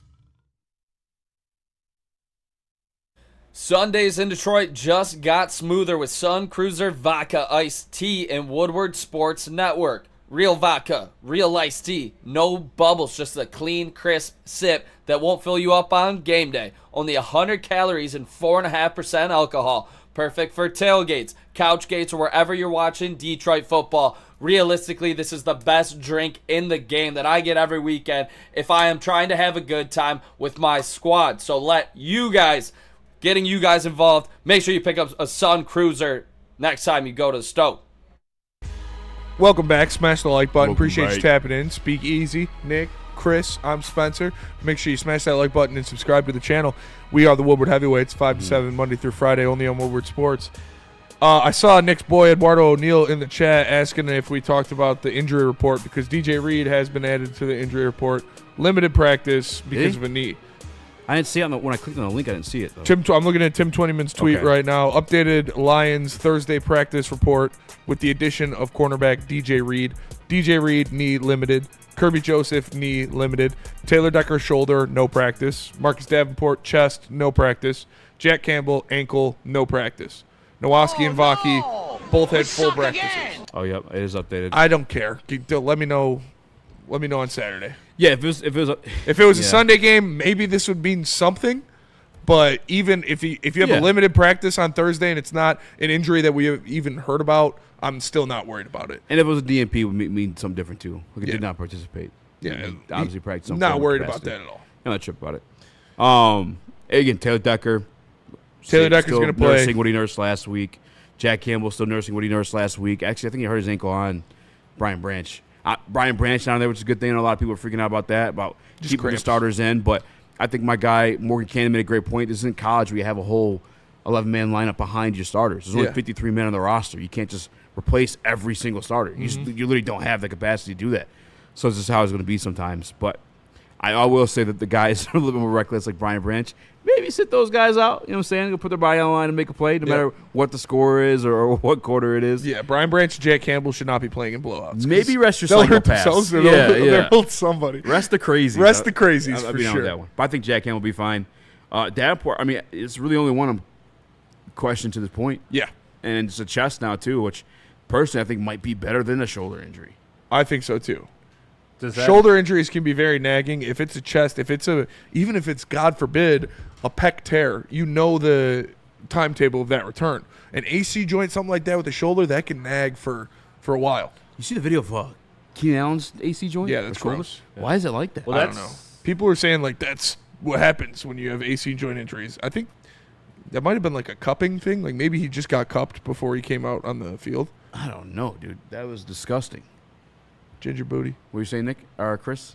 I was just saying that's kind of what makes me scared is that it was labeled a shoulder and now it's labeled a chest injury. And the only thing you can think of that kind of connects those two is that Chest injury. or pec. But yeah, but to be honest with you, I don't think it would. I think it would have been revealed by now if that was. Yeah, I don't think injury. there's many tests you have to run to figure out if somebody Yeah. tore their pec. That's something they're pretty quick at recognizing. I don't know if you need a second opinion on that. Yeah, your pec's torn. Are you sure? Yeah, you got a broken leg there, buddy. All right, we're going to go get a second opinion. C-Note 313. Notice Eazy didn't answer my question about Green Bay being more of contenders than us while he glazing. Yes, they are more qualified contenders than the Detroit Lions right now. Well, use your fucking noggin. I Bubba. just don't Come understand. Come on, you brother. guys, man. Like, Listen, I'm not going to argue. Listen, you guys do all the mental gymnastics you got to do. I understand. You are fans of the football team. You have a complete bias when assessing the situation. But if you take your bias aside, throw it out the window, and say, hey, what team has competed best and against who? The Green Bay Packers beat the same team that you're saying is better than them as we speak. Beat the shit out of them. Yeah. Quite frankly. Like that should be evidence enough. Okay, let's dismiss that. Let's pretend it never happened, all right? Just one game sample size. How about the Washington Commanders who beat you in the playoffs last year? Yeah. And you can't really blame the defense because you turned the ball over. Yeah. They beat them too. I don't know. Handedly as well. So it should be very simple. But you guys have biases, I understand. Just don't attack me because I don't have a bias. That's all I'm asking for. You still have a bias. Our bias just isn't as bad as. Yeah, it's fair. I thought I take out my bias pretty well, but you're right. You do. We do have biases. But we still do. It's innate. Shout out. Yeah, I can't wait to get Kevin on, too, to see what's going on with their injury report because they have some names that affect the game. Yes. Namdi, Nate Wiggins. But again, I'm not worried about theirs either. Like, it's a Monday night game and they didn't practice on Thursday. Okay, let me know in a couple days. There was something else I did want to get to, though, before you got into the other stuff. Gotcha. Here it is from Will Dirks. He said, our issue is we have yet to figure out how to generate pressure. We have made teams throw and have to beat us with their arm, which usually helps us. But in doing so, we let up too many big plays downfield. Yeah, I mean, if you can't get pressure, your secondary is not going to look good. Because no matter how good you are, if you're covering for 5 seconds, you're not going to cover for very long. Like, I don't know. Yeah. We're good, though. We're good. Yeah, we're good. We're good. Lions up the Packers 266 total yards. Lions had 246 total yards. I think it's more on the way the Lions came out more than how it was good, how good the Packers were. No, see, no, the Packers also were just up by 1 million and could just run the ball and kind of coast that one. It's going to happen. C-Note, he is from Detroit. He's a Lions fan. He's been a Lions fan his whole life. It's just like you don't have to have delusion in your fandom. You can look at things objectively as well. Oh, good. It's okay though. I respect it. I mean, if Michigan Anderson, a super chat. He said we didn't read it. If I could like lie to myself that much and convince myself of things like that, I would too. But I just can't. Shout out Michigander. He did send a super chat. Yeah. He says, I'm just excited for Thanksgiving to get revenge against the Packers. Alim will be back. Josh will be back, hopefully. 1,000,000%. Yeah. And listen, you guys want to say the Detroit Lions like weren't their full selves in that situation in terms of like just the cohesiveness in the offensive line. You are 100% For sure. absolutely correct. Definitely. And that's why I'm looking forward to that game too. Like, let us get better. Let us smooth ourselves out down the line, and let's meet again. Let's get on the line, boy. Go get your get back. Yeah, get that get back for sure. But as of right now, they beat you. It is what it is. It's just, unfortunately, it does fucking suck. I'm in agreement with that part, but you can't just diminish what they did. Thanksgiving gonna be a banger for that one for sure. Yeah. Lions hate the Packers, and Packers hate the Lions. C-Note says, what hood is he from? Been here 50 years, never seen him. You see him right now? Dude, I'm your neighbor, dude. Bro, you never seen me the last 50 years? It's crazy. We don't see me checking the mail, dude? You don't see me calling the cops? Because you're Mongolian. Jeez, Because you're dude. Mongolian. What the hell? Who will dog walk us worse? Says Simo 313, the Bills or the Ravens. Nobody. It ain't happening again. How about that? Yeah, I don't think we'll get dog walked. It's gonna be a great game. It's gonna be two great teams going at it on Monday night. Just can't make mistakes. No. Dan Campbell did speak on how to beat this team. He mentioned stopping Derrick Henry. Yep. And he mentioned just gang tackling him, like suffocate him, get to like a pack of fucking hyenas. And he also mentioned turnovers, which is always going to be the answer to football. Mhm. I think those are two things this team can do. Yes, they can stop the run, unless you're DeAndre Swift for some reason, and they turned the Ravens, or they turned the. I wish they turned the Ravens over 4 times. They turned the Bears over 4 times. They've been emphasizing the punch out. Derrick Henry is a guy that likes to obviously keep the pile moving, stay up, get as many yards as he can, hold them up, come in there and punch that fucking thing out. Brian Branch, Jack Campbell, these guys. You're going to have to force some turnovers. If you win the turnover battle, you're more than likely going to win the game. Chris, what are you about to say? I was just about to ask a question. Are you worried about any of these rookies specifically in the Monday night bright spotlight, super duper prime time? Not so much spotlight, but if a guy like Nnamdi Madubuike is playing, yes. I'm worried for the rookie, and I'm worried for our young guy, Christian Mahogany. And that's why I need to get the information on that one from our guy, Kevin, as he joins the stream, and I appreciate him. Kevin, what up, though, man? Thanks for coming on, man. Yeah, I appreciate you guys having me. I'm excited for this game on Monday night. Now, Striker is how I pronounce this thing, right? I'm saying it earlier. You got it. Yep. Nice like this. Nice. All right, I saw Madubuike pop up in your guys' injury report today, but it was a neck injury this time instead of the ankle from last week. Is that correct? Yeah, I think that for him, he'll probably be okay. That's something, and again, we're early enough in the week for a Monday night game where he'll have enough time, I assume, to recover from that. But you never know. I guess injuries can be tricky at points, but I think he'll be okay. Any other names on that injury report that concern you? I saw Nate Wiggins as well.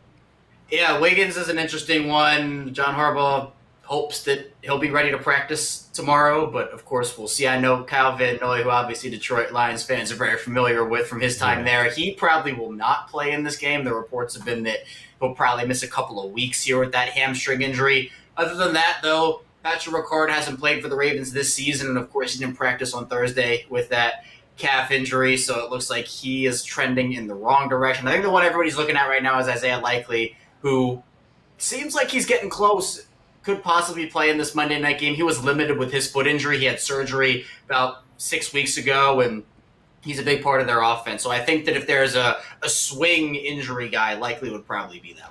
And speaking of that offense, one guy, if you could point at one running back in the NFL that doesn't really need an extra tight end or a fullback in front of them, it would probably be Derrick Henry. But against the Browns, he didn't have a great game. He didn't have that King Henry performance.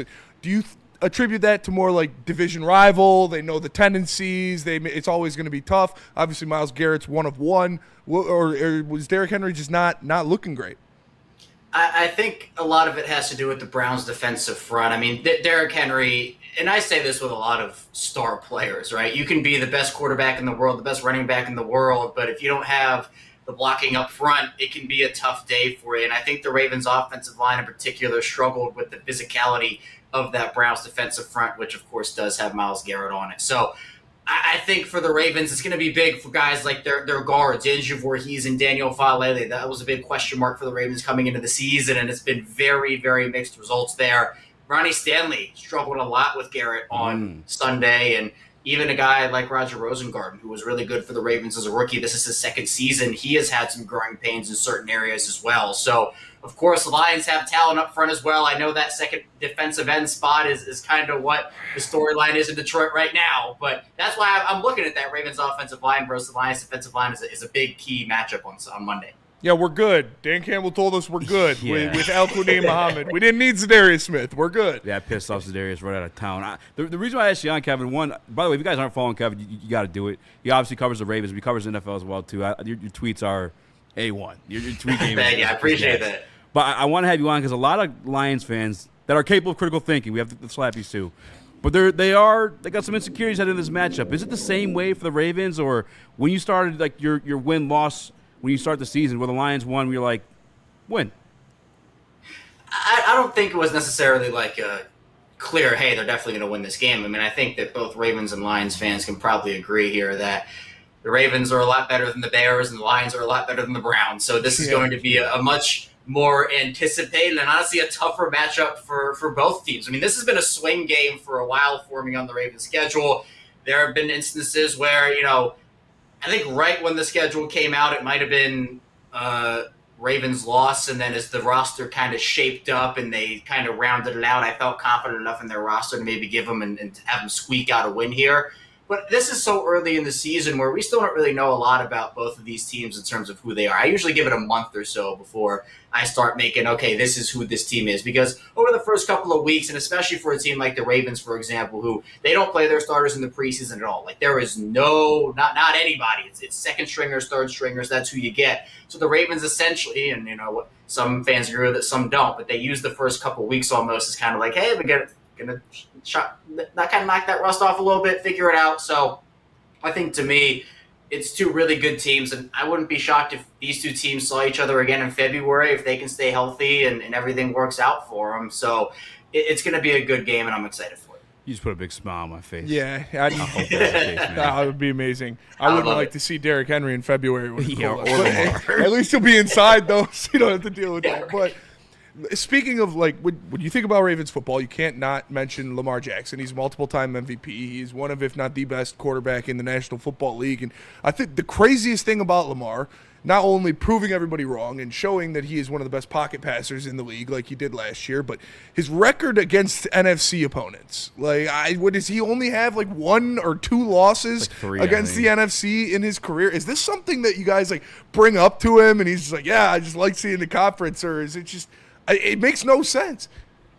Yeah, two losses for Lamar Jackson in his career as a starter to the NFC, which is just absolutely unbelievable. But, I think for these NFC teams, it can be difficult because, if you're a team like the Steelers, who Lamar in his career has had the most trouble against, you're seeing him twice a year. You've seen him enough, and not that, they still have problems stopping him. But if you're an NFC team, you don't get to see him as often. And so when you study film on Lamar, it's like, oh, yeah, he looks fast on the film. Yeah, that's a guy we're going to have trouble stopping. But then when you get out there on the field, it's like, wait, this is so much faster than I thought he actually was. And it's just kind of like that shock. So, it's a stat that everybody talks about. And, Lamar's first NFC loss came at the hands of Daniel Jones and the Giants, which was just wild. And then he lost to Philly last season, so I guess you're going to lose to anybody, lose to the Super Bowl champs. But, in my opinion, NFC teams do, like, it's a storyline, and it's crazy to think that, over the course of his career, he's had that much success against the other conference. But, that his prime time ability to step up in those moments. John Harbaugh loves the prime time games too. So those are all things to keep an eye on from a Baltimore perspective. Now, I kind of spoke about those insecurities. You mentioned the offensive line. What are the places you can see cracks or weaknesses in this Baltimore Ravens team as quite the stacked roster? Like, where can the Detroit Lions exploit this? Yeah, for right now, honestly, it's probably the strength of the roster when they're healthy. It is the secondary, where Jair Alexander had multiple plays in that Buffalo game in week 1 that cost them opportunities. I mean, it's like the second thing you're taught in football probably is hey, if a guy's about to score a touchdown on you to take a 2-point lead, you let him score and you get the ball back to try to win the game. That is not what Jair did in that moment, which was difficult. And, I think for me, you have Marlon Humphrey, who's banged up. You have Nate Wiggins, who's banged up. Jair clearly is not in football shape right now, or at least he wasn't in week 1, and the Ravens held him out in week 2 because of that fact to get him fully healthy.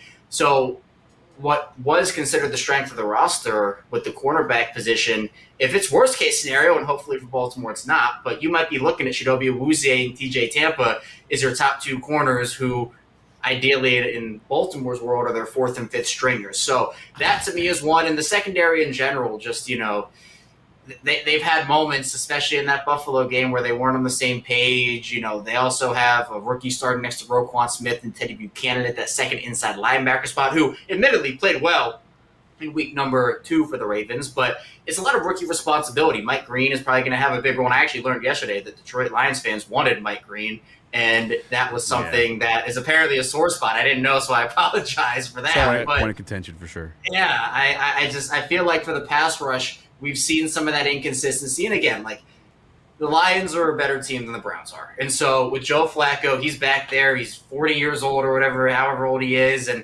he's not as mobile of a quarterback, right? And so the Ravens he might be a little mobile. Yeah.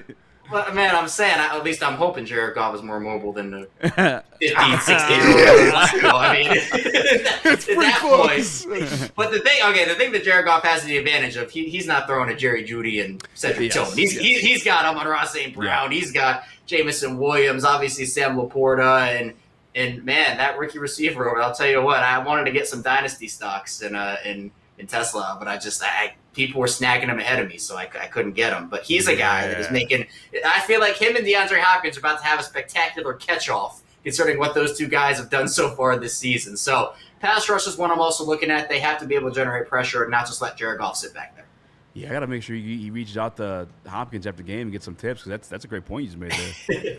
I want to ask about those rookies. Mike Green said there's some inconsistency there. What about Malachi Starks? There's another name that you guys, for whatever reasons – the stars always align for you guys in these drafts, man. These star players is there. I hate it as I'm an opposing fan, but how's Malachi Starks looking for you as well as Mike Green?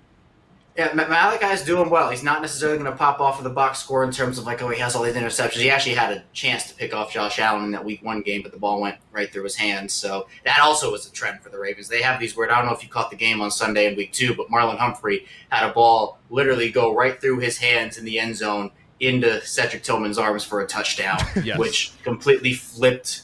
The Ravens still won it, but it flipped the momentum of the game a little bit. The Ravens ended up getting it back. So those dropped interceptions, dropped passes for the defense, that's something to watch out for as well. But Malachi's been asked mainly to play in a deep role for them. The Ravens don't like getting beat deep. They will say, take everything in front.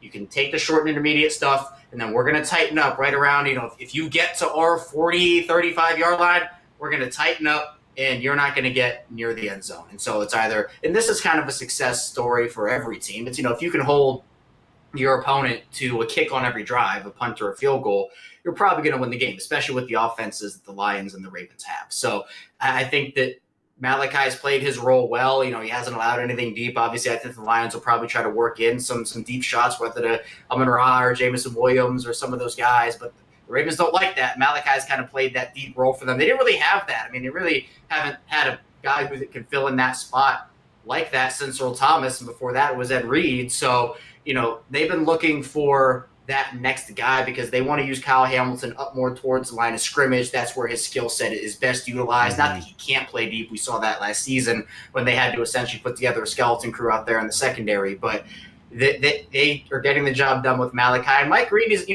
hasn't had a huge role. He certainly has the potential to be a 3-down player. I think even John Harbaugh said that he saw him grow over the course of the game on Sunday against Cleveland. So he's going to be the one that steps up for the Ravens into that full-time role, assuming Van Noy's not able to play. They really don't have anybody else that would, other than that, be David Ojabo, who really hasn't shown anything since getting picked in the second round from Baltimore after suffering that injury during his pro day. So they have a lot of questions there, but other than that, the rookie class, they have a new kicker in Tyler Loop, who is obviously replacing Justin Tucker. He has a strong leg.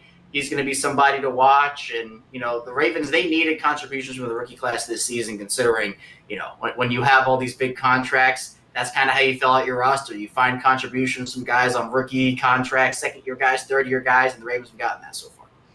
And speaking of Kyle Hamilton, you're looking at this matchup now. I know our guy is a psychopath, and they're not going to be on the field at the same time, but you're looking at arguably the best and second best safeties in the league when you look at Kyle Hamilton and Brian Branch out there.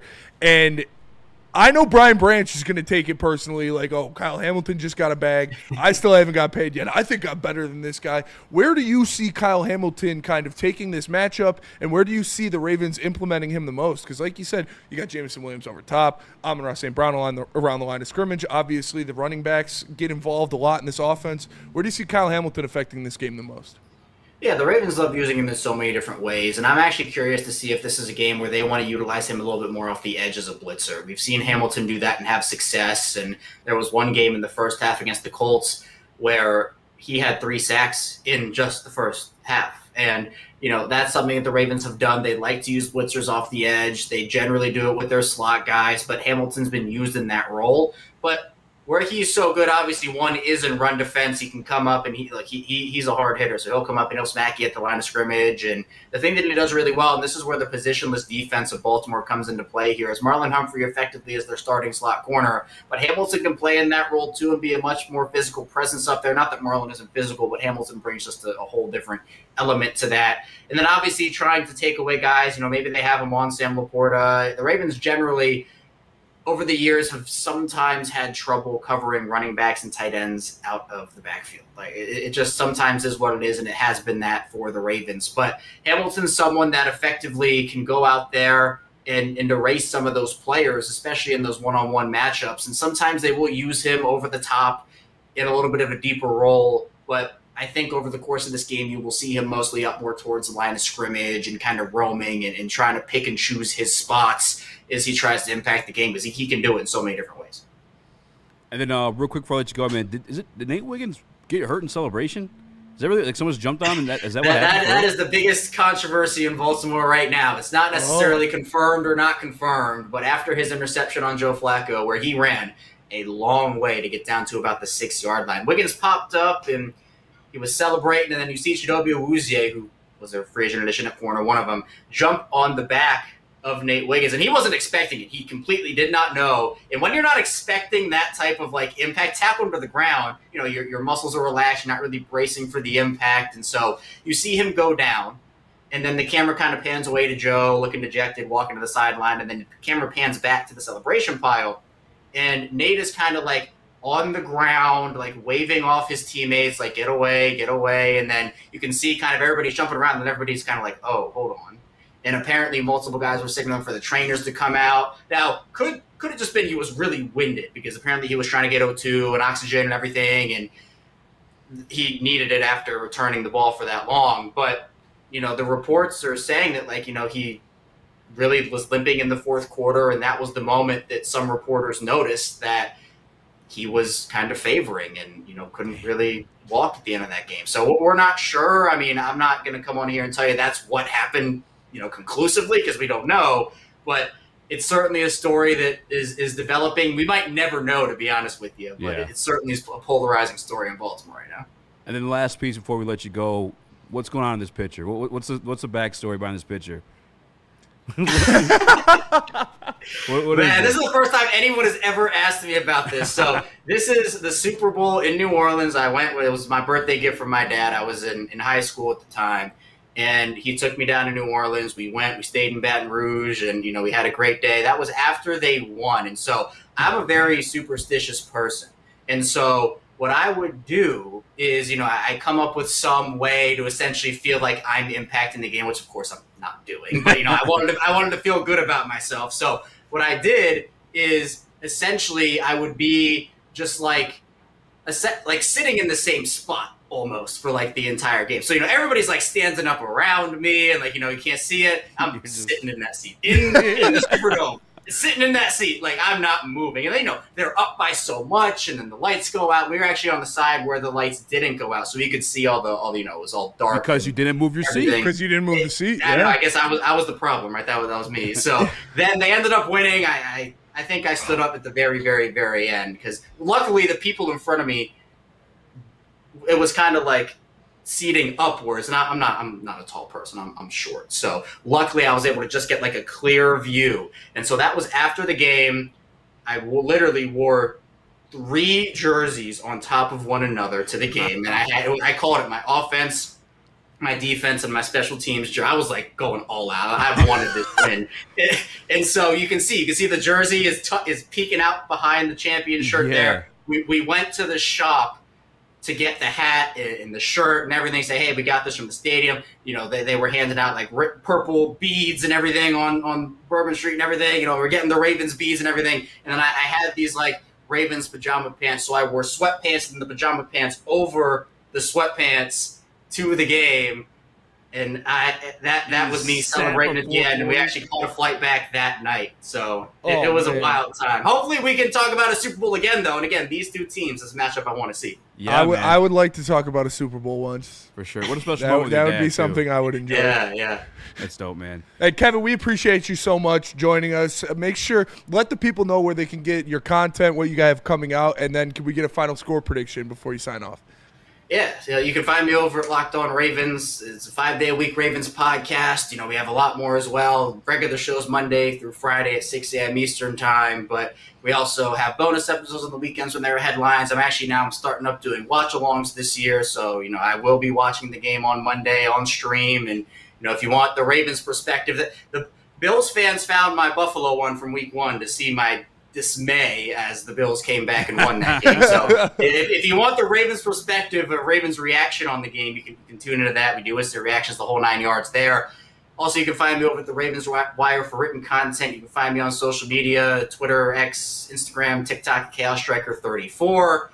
And then for a final score, man, I mean, this literally could come down to the kickers at the end of it, because I think these 2 teams are very evenly matched. But I'm going to say Ravens 30, Lions 28. I'm going to go with that. I'll say Tyler Loop wins it for the Ravens. That's what I'll go with. Okay. I don't know if I can handle another walk-off Ravens win. I honestly don't know. Kevin, thanks so much for joining us, man. We appreciate it. It's going to be a great game. And, again, thanks for spending time with us. I appreciate you guys. Thanks for having me. It was really fun. Yeah, it's awesome. Yes, sir. Dude, shout out. Could you imagine going to a Super Bowl and seeing your team win? I mean, I can't, obviously, but that would probably be the best day of my life. Shout out to his pops for making that happen. Shout out to his pops. Shout out. He wore the 3 jerseys is funny. Offense, defense, and special teams. I should have asked him who it was. If it was me back then and I was a Ravens fan. Ray Lewis. Ray Lewis for sure. Probably Joe Flacco and Jacoby Jones. Yeah, probably. Yeah. He didn't say one was special teams. He did say it was Jacoby Jones or Justin Tucker. You guys, maybe he didn't say it. Ray Rice too. Ray Rice is a dog, dude. The Ravens were. I used to like the Ravens a lot. They're fun to watch. Ed Reed, one of my favorite players. Ray Lewis, one of my favorite players. But we're beating them on Monday. That was one of the best Super Bowl runs of all time. Joe Flacco, yeah. Oh yeah. Stafford had a good one too. Stafford's, yeah. All right, let's wrap this one up. Come back to Mailbag. Yeah. Tell us about Black Rock, Chris. Tell you about Black Rock. Black Rock Bar and Grill is a sizzle above the rest. Heartland, Novi, Canton, Ann Arbor, Utica, Davidson, Portage, everywhere Black Rock is. It's great food, great atmosphere. You can take a date, you can go with some friends. It's a great atmosphere. 20% off your total food bill by mentioning Woodward Sports. So not only are you getting that good food, but you're getting it at a good price. So Black Rock Bar and Grill, ready, set, sizzle now. Let me tell you about Les Stanford Chevrolet Cadillac Buick GMC. I was just there yesterday. My guy Goran got me into a 2025 Blazer. That thing is nice. I really like it. Make sure you go there. Ask for Goran. He'll get you into the best car for the best price that'll fit your budget. No hassle. I went in between shows. And I went in between my editings, and I had a clip that I still needed to do. Goran speed ran me through that. I was in and out in 30 minutes, man. Go to lesstanford.com to find one near you. Les Stanford Chevrolet Cadillac Buick GMC. Love Woodward Sports? Love wearing clothes? Then you should be wearing Woodward Sports clothes. Check out our full line of merch at woodwardsports.com. Just click on Shop. We have all your favorite designs, like Dan Campbell kneecaps, Woodward Golf, and of course, our own logoed out merchandise. Men, women, infants, kids, all love Woodward Sports. Impress your friends. Impress your boss. Impress your dog. Buy Woodward Sports merch today.